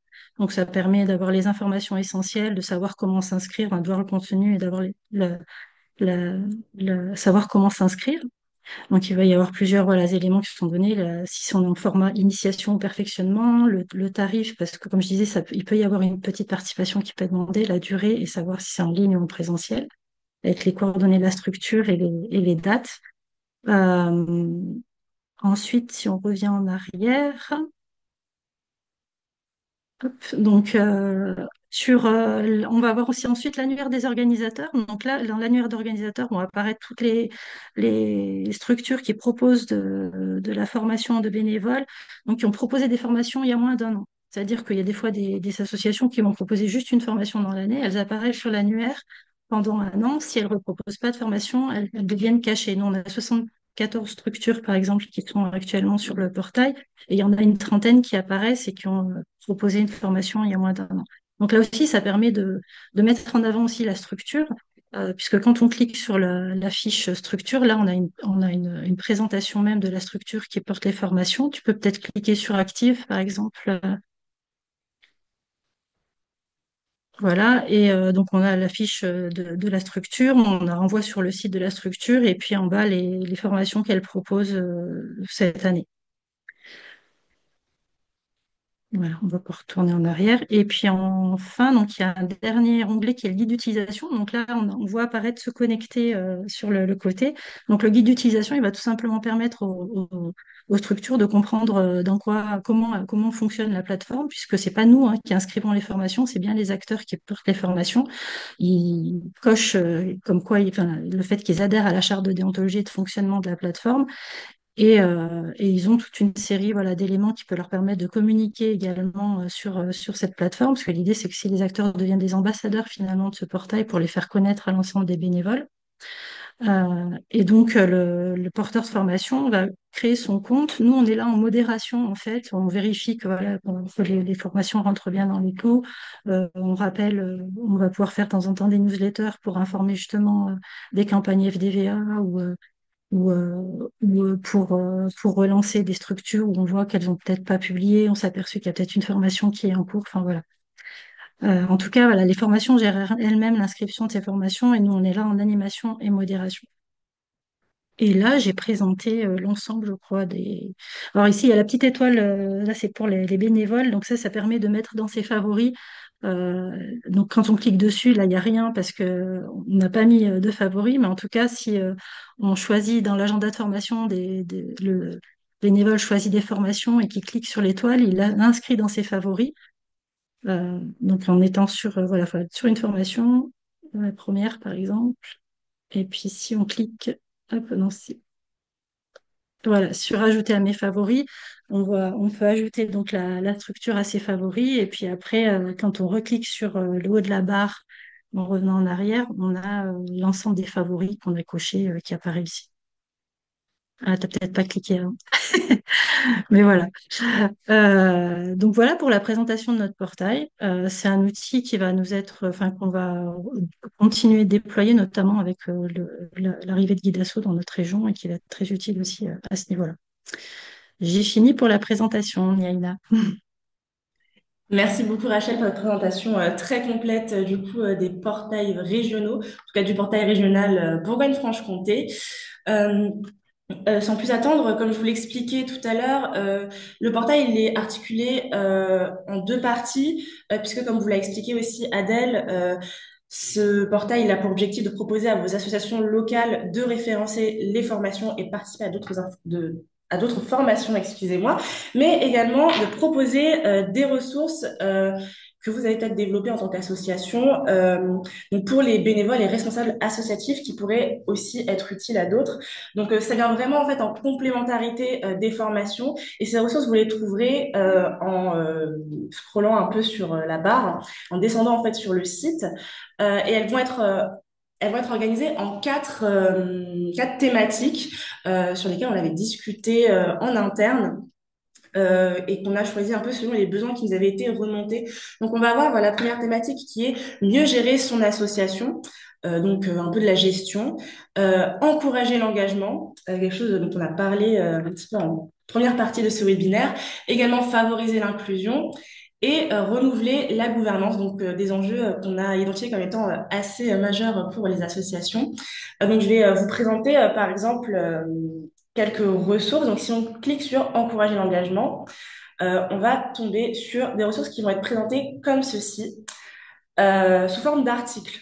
Sous forme d'articles, donc on a vraiment fait le choix de présenter ces ressources avec un petit peu de contexte, en présentant un petit peu ce que l'utilisateur pourra trouver en fait dans ces ressources avant de cliquer dessus, donc pour qu'il se fasse une idée avant. Si on descend un petit peu pour aller plus loin, on a également les webinaires que moi, associatif, a pu mener sur les sujets. Donc là, on est sur favoriser l'engagement. Donc on va être vraiment sur des webinaires qui ont été faits il y a quelques temps sur l'engagement. Donc pour l'instant, on en a trois, mais on va alimenter tout ça. Donc pour l'instant, voici les ressources qu'on a pu recenser pour la partie engagement. On en parlait tout à l'heure, mais on a le passeport bénévole qui va se trouver juste ici.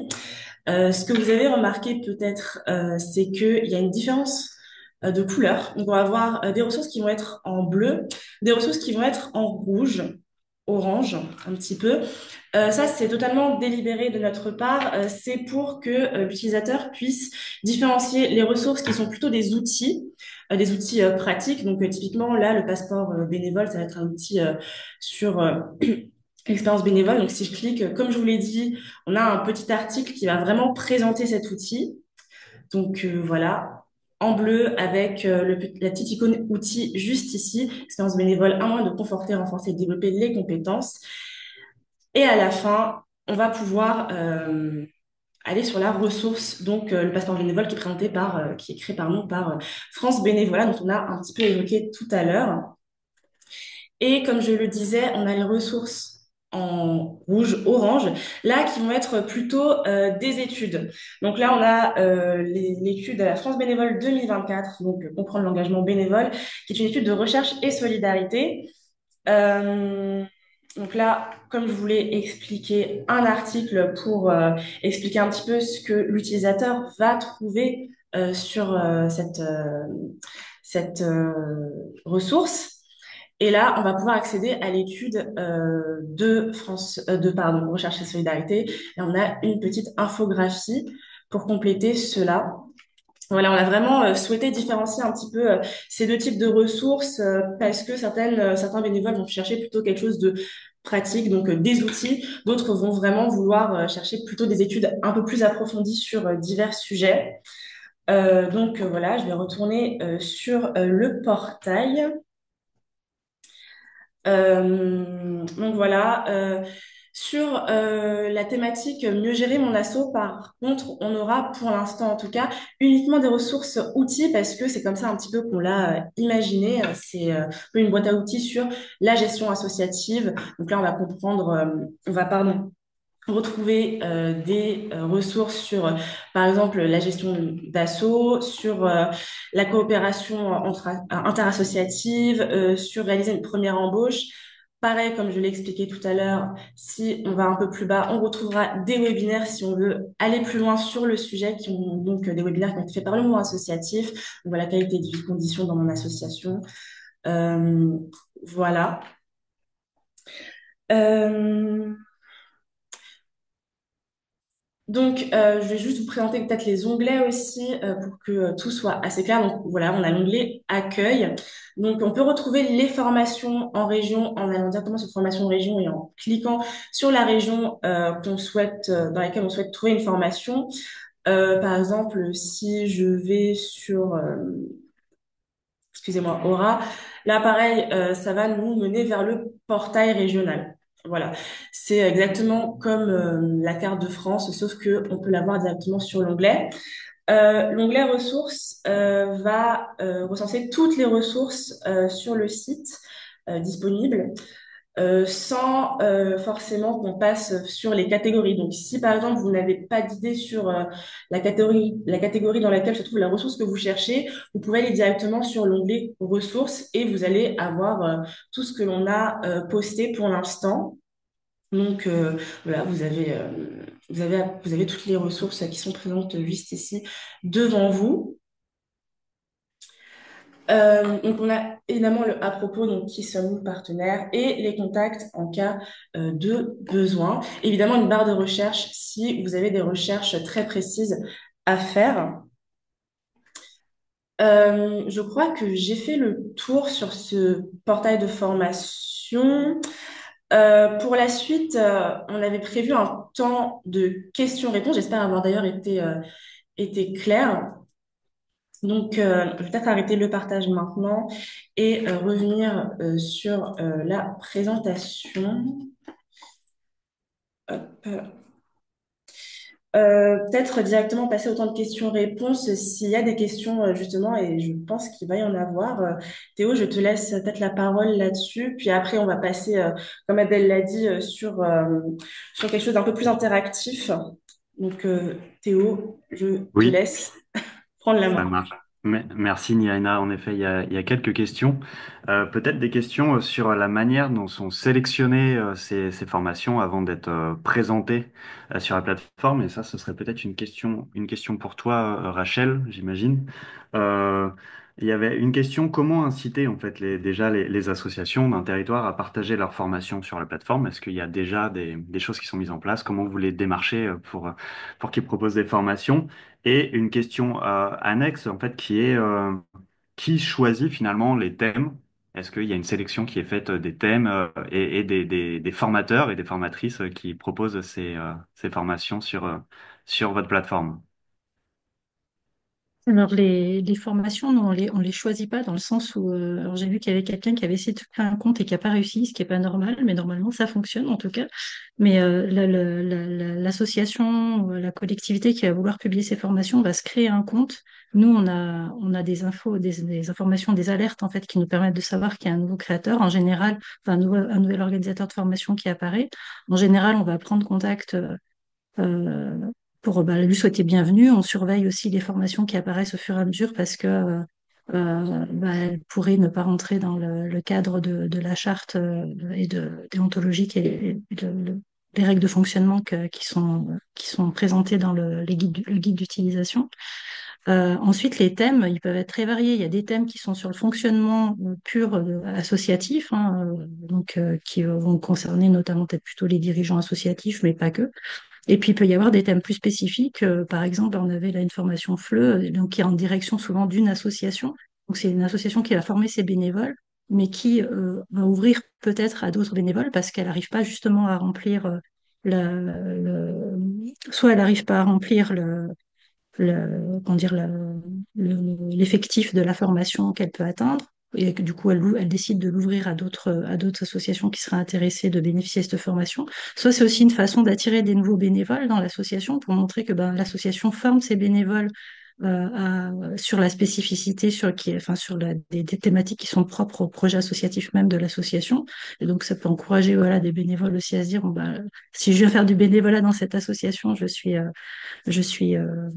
je suis accompagnée et je suis formée. C'est pas des formations Calliope, hein, c'est bien des formations de bénévoles. Donc, on est certifié Calliope, je veux dire. Donc, on est en général, ouais, ça va être des collectivités. Alors, par contre, quand c'est une collectivité, une ville le service municipal d'une ville qui propose des formations, elle s'adresse, et il y a des conditions en fait d'accès à la formation qui peuvent être précisées. Elle va s'adresser principalement aux habitants de la ville. Par contre, des fois, elle ouvre à l'extérieur parce que justement, elle n'arrive pas à remplir le- le- l'effectif accepté sur la formation et elle va peut-être prendre deux, trois bénévoles qui ne sont pas de la municipalité. Donc, pour les autres associations, c'est un peu la même chose. Elles vont choisir à un moment donné de faire figurer leur formation pour montrer qu'elles proposent de la formation et qu'elles ont cette expertise-là, parce qu'elles forment leurs bénévoles. Elles peuvent choisir de l'ouvrir, mais elles n'ont pas l'obligation. Ça peut être des fois enfin, c'est pour ça que le portail, il sert à la fois à montrer en fait ce que les associations, l'expertise des associations dans certains domaines, dans le cadre de formation de bénévoles, et aussi aux bénévoles à trouver des formations qui leur seraient utiles dans le cadre de l'association dans laquelle ils sont et en lien avec le projet associatif même de l'association. Après, quand la personne inscrit sa formation, c'est elle qui choisit les thématiques. Il y a deux thématiques, une première thématique et une thématique secondaire à choisir et qui dit dans quel cadre elle se situe, dans quel type de thématique elle se situe. Je ne sais pas si ça répond. Voilà. Entendu, je te remercie. Alors, il y avait aussi des questions concernant les formations à distance. Alors ça, je ne sais pas qui voudra y répondre, mais est-ce que des formations à distance du type MOOC ou des formations en visio ont vocation aussi à être proposées sur ces différents portails? Voilà. Je ne sais pas Je qui peux souhaite répondre pour nous. intervenir. En tout Ouais. cas, il y a des formations en visio qui sont proposées sur notre portail. Je parlais celle du CRAGEP, donc, qui est une formation à l'outil Bénéva Libre, qui propose en visio et qu'il a justement publié sur d'autres portails régionaux parce que c'est ouvert à l'ensemble des bénévoles. Ça vise pas pour le coup que les bénévoles d'une association ou d'un territoire en particulier. Il y a d'autres acteurs actifs, je crois, à proposer aussi certaines de ces modules en visio. Donc ça peut être possible. Après, c'est pas parce que c'est en visio que c'est forcément ouvert à à tout le national ou autre. C'est des conditions qui sont spécifiées en général dans la fiche formation. Ok, merci, entendu. Alors, tu as peut-être déjà un petit peu répondu, Rachel, mais il y avait une demande de précision de Xavier aussi, à savoir, est-ce que toute association peut s'inscrire et proposer des formations bénévoles, ou il faut avoir quand même des critères du type une reconnaissance comme organisme de formation ou un label particulier? Et à partir du moment où on est une association, une collectivité, à partir du moment où on propose la formation bénévole qui est gratuite ou très peu onéreuse et que ça concerne enfin, ça peut concerner le projet associatif d'une association, on peut en effet proposer la formation. Après, voilà, on verra peut-être aux thématiques s'il y a des choses qui nous interpellent, mais on a déjà eu des associations nationales qui sont venues proposer de la formation sur notre portail, en tout cas. Mais il n'y a pas besoin d'être certifié Calliope, voilà. Après, il faut quand même qu'il y ait une reconnaissance voilà, d'intérêt public. Enfin, voilà, on est vigilant quand même à ce qu'il n'y ait pas n'importe quel type de formation enfin, qui concerne vraiment en fait, la vie associative, des thématiques spécifiques ou des thématiques liées au fonctionnement associatif. Merci à toi, je te repasse la parole, peut-être Niaina. Je vois que tu as allumé ta caméra. Oui, non, en fait, on a encore un petit peu de temps, donc s'il y a d'autres questions, on peut tout à fait continuer de les poser, Théo. Alors, il y a des questions qui continuent à tomber. Peut-être des questions, moi, que j'avais aperçues tout à l'heure. C'était les questions comment on fait quand, justement, il n'y a pas de plateforme dans notre région, les régions où il n'y a pas encore eu de proposition de plateforme. Est-ce que, d'une part, j'imagine, est-ce que les associations de ce territoire peuvent peut-être utiliser d'autres plateformes pour proposer leur formation?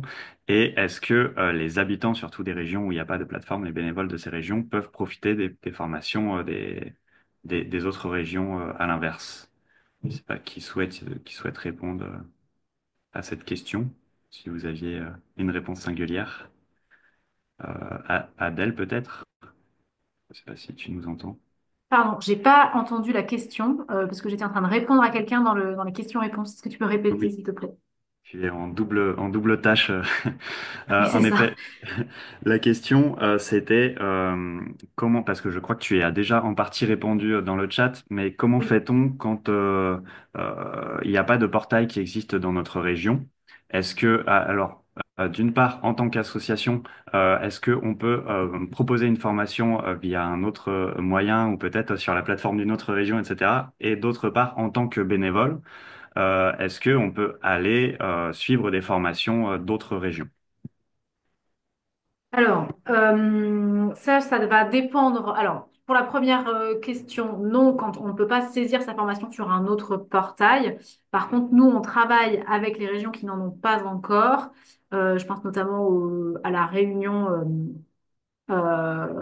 Prochainement à développer un portail. Après, c'est pas parce qu'il n'y a pas de portail qu'il n'y a pas d'offre de formation, donc c'est intéressant aussi de se rapprocher soit du mouvement associatif si vous en avez un dans la région, sinon des services déconcentrés en charge de la vie associative au niveau départemental, ce sont les SDJES, services départementaux jeunesse, éducation et sport.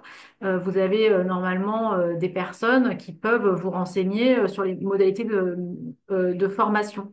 Vous avez aussi, de manière plus directe, le réseau Guidasso, et ça fait le lien avec la question, je crois, de Marie sur le lien avec l'articulation de Guidasso. Le réseau Guidasso, c'est un réseau d'accompagnement à la vie associative locale. Ce sont des structures associatives ou des collectivités qui sont identifiées comme telles pour pouvoir répondre à toutes les questions et notamment les besoins de formation aussi en bénévole et qui pourront vous répondre sur les possibilités au plus près de chez vous. Est-ce que j'ai répondu à toutes les questions, Théo?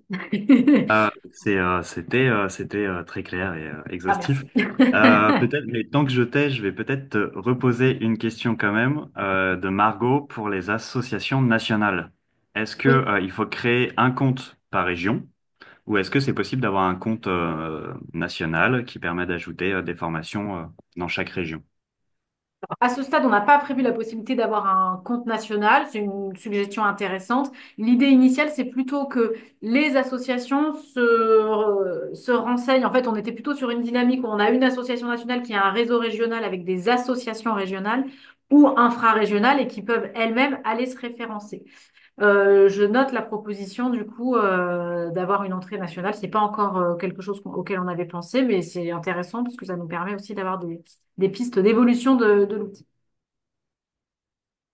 Entendu, je te remercie. Je te laisse retourner au chat si tu veux, a Merci. priori, parce que il y a une autre Il y a question, quelques je questions. pense, que Rachel pourra aussi y répondre. C'est, tu l'as encore un petit peu évoqué, mais c'est sur qui propose les formations.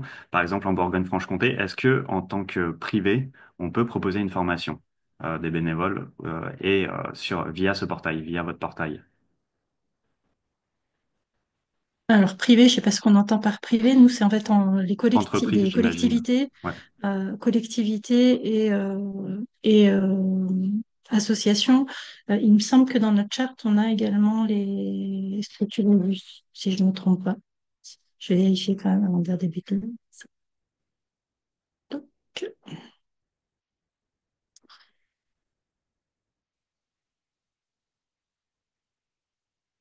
Privé, j'imagine que Donc, ce sont des entreprises. les Ok. structures de l'ESS peuvent également, on a les acteurs associatifs, structures de l'ESS, acteurs et institutions publiques.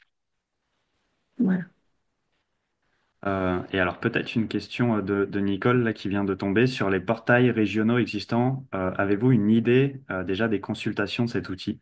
Est-ce que tu as des statistiques sur comment fonctionne la plateforme, par exemple en Bourgogne-Franche-Comté, et Oui, l'évolution de la quantité de comptes ouverts par les bénévoles? oui. Alors, c'est pas les bénévoles que vous décomptez, hein, c'est bien les structures qui portent les formations. Les bénévoles, ils vont juste consulter l'agenda ou l'annuaire des organismes enfin, des organisations qui proposent de la formation. On a un outil statistique qui nous permet de voir qu'on a on est content parce qu'on a une fréquentation qui a augmenté, mais elle est encore à améliorer, mais on est à peu près à 1000 visites par semaine. Donc, voilà, on a encore du potentiel. Après, voilà, c'est ce qui nous permet aussi de nous dire, là, on a eu une petite faiblesse, par exemple, parce qu'on a démarré Guidasso qui nous a pris pas mal de temps. Donc, on sait qu'on va relancer l'animation du portail en lien avec Guidasso pour justement relancer la mise en visibilité de la plateforme et l'utilisation par les associations qui proposent, enfin les structures qui proposent la formation. Voilà ce que je peux en dire. Et en tout cas, les organismes, enfin les structures qui proposent la formation ont aussi une visibilité statistique des visites qu'il y a sur leur page, etc. Sur notre portail en tout cas. Je te remercie, Niaina. Je te laisse peut-être prendre le relais. Oui, absolument. Pour les quelques minutes qui vont nous rester, on vous propose de remplir un petit sondage puisque, comme je voulais un petit peu présenter, on a des ressources à destination des bénévoles et dirigeants bénévoles. Comme je l'ai dit, à la fois des outils et également des études de fond. Et le but aussi, c'est que vous puissiez peut-être à la fois en tant qu'association nous proposer des ressources que vous avez peut-être développées, ou alors également nous remonter des besoins que vous avez identifiés, des besoins donc en ressources. Alors, on a préparé un formulaire que je vais essayer de vous partager, auquel Je cas, viens de le faire dans l'onglet ok. questions-réponses sur une dernière question d'un participant là. Super. Eh bien, du coup, vous retrouverez le lien de ce formulaire sur la dernière question. Voilà, donc une question qui a été posée à 11h45 par Candy Louis. Si c'est possible pour vous d'y répondre afin que nous, on puisse de notre côté vraiment recenser, noter en fait ces besoins. Sachant qu'il s'agit déjà de besoins qu'on a pu identifier et qui nous ont déjà été un petit peu remontés. Le but étant vraiment que nous, on puisse par la suite faire vivre ce portail à la fois sur les formations, mais également les ressources et qu'on puisse apporter le plus d'accompagnement possible aux associations et aux bénévoles. Donc voilà l'idée un petit peu derrière un petit peu ce sondage que l'on a décidé de mettre à la fin.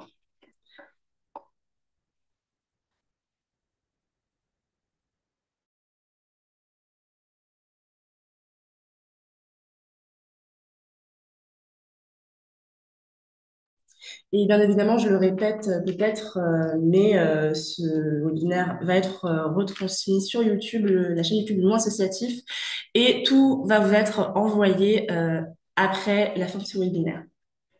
Donc, je vous laisse un petit peu de temps pour remplir ce petit formulaire et on pourra commenter les résultats ensemble.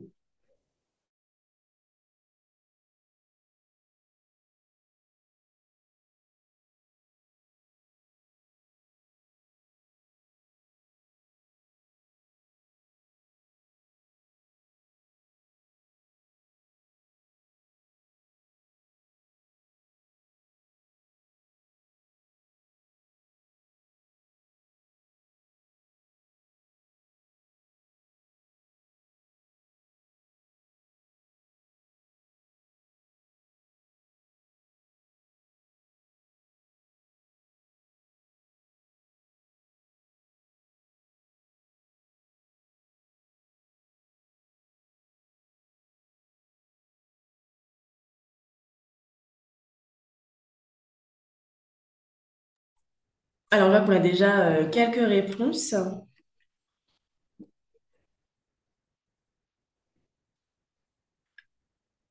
Je remercie les personnes qui ont répondu.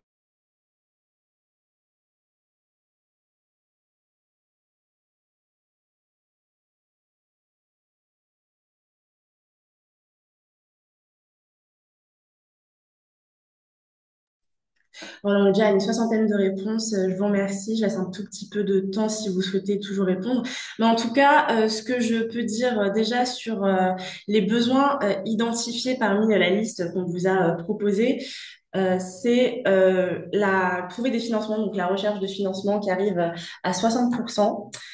Ensuite, on a des ressources peut-être sur les responsabilités employeurs, donc qui sont spécifiques plutôt aux associations employeuses avec 45%. On a aussi des outils d'animation de réunion et coopération qui vient à 52%. Donc 42 d'entre vous ont coché cette réponse. Vous êtes maintenant 80 à avoir répondu. Euh, ok, mais en tout cas, ce qui ressort beaucoup, c'est vraiment la recherche de financement, l'outil d'animation de réunion et coopération, responsabilité employeur, euh, ensuite, on a également argumentaire sur les spécificités associatives, donc les éléments de langage, donc sur ce que c'est la non-lucrativité, l'importance de la subvention. Également, quelques besoins aussi notoires sur la comptabilité des associations. Donc, c'est assez large comme thématique, mais voilà. Ensuite, vous aviez une dernière question à la fin qui était de nous proposer aussi des sujets qui seraient utiles selon vous.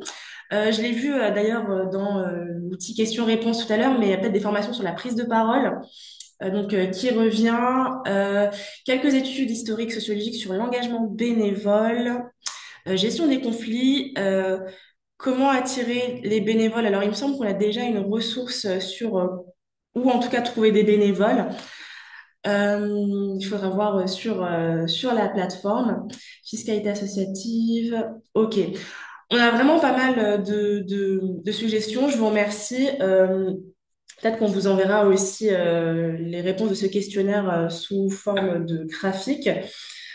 Euh, je... Tu veux que je la diffuse? Je dois pouvoir le diffuser, le graphique. Oui, oui, oui, je veux bien, s'il te plaît, Alors, Dani. hop, en termes techniques, il va falloir que je gère le partage d'écran. Une seconde. Il faut que tu autorises mon partage. Ah oui.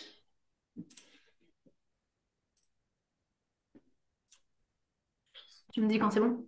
Normalement, c'est bon.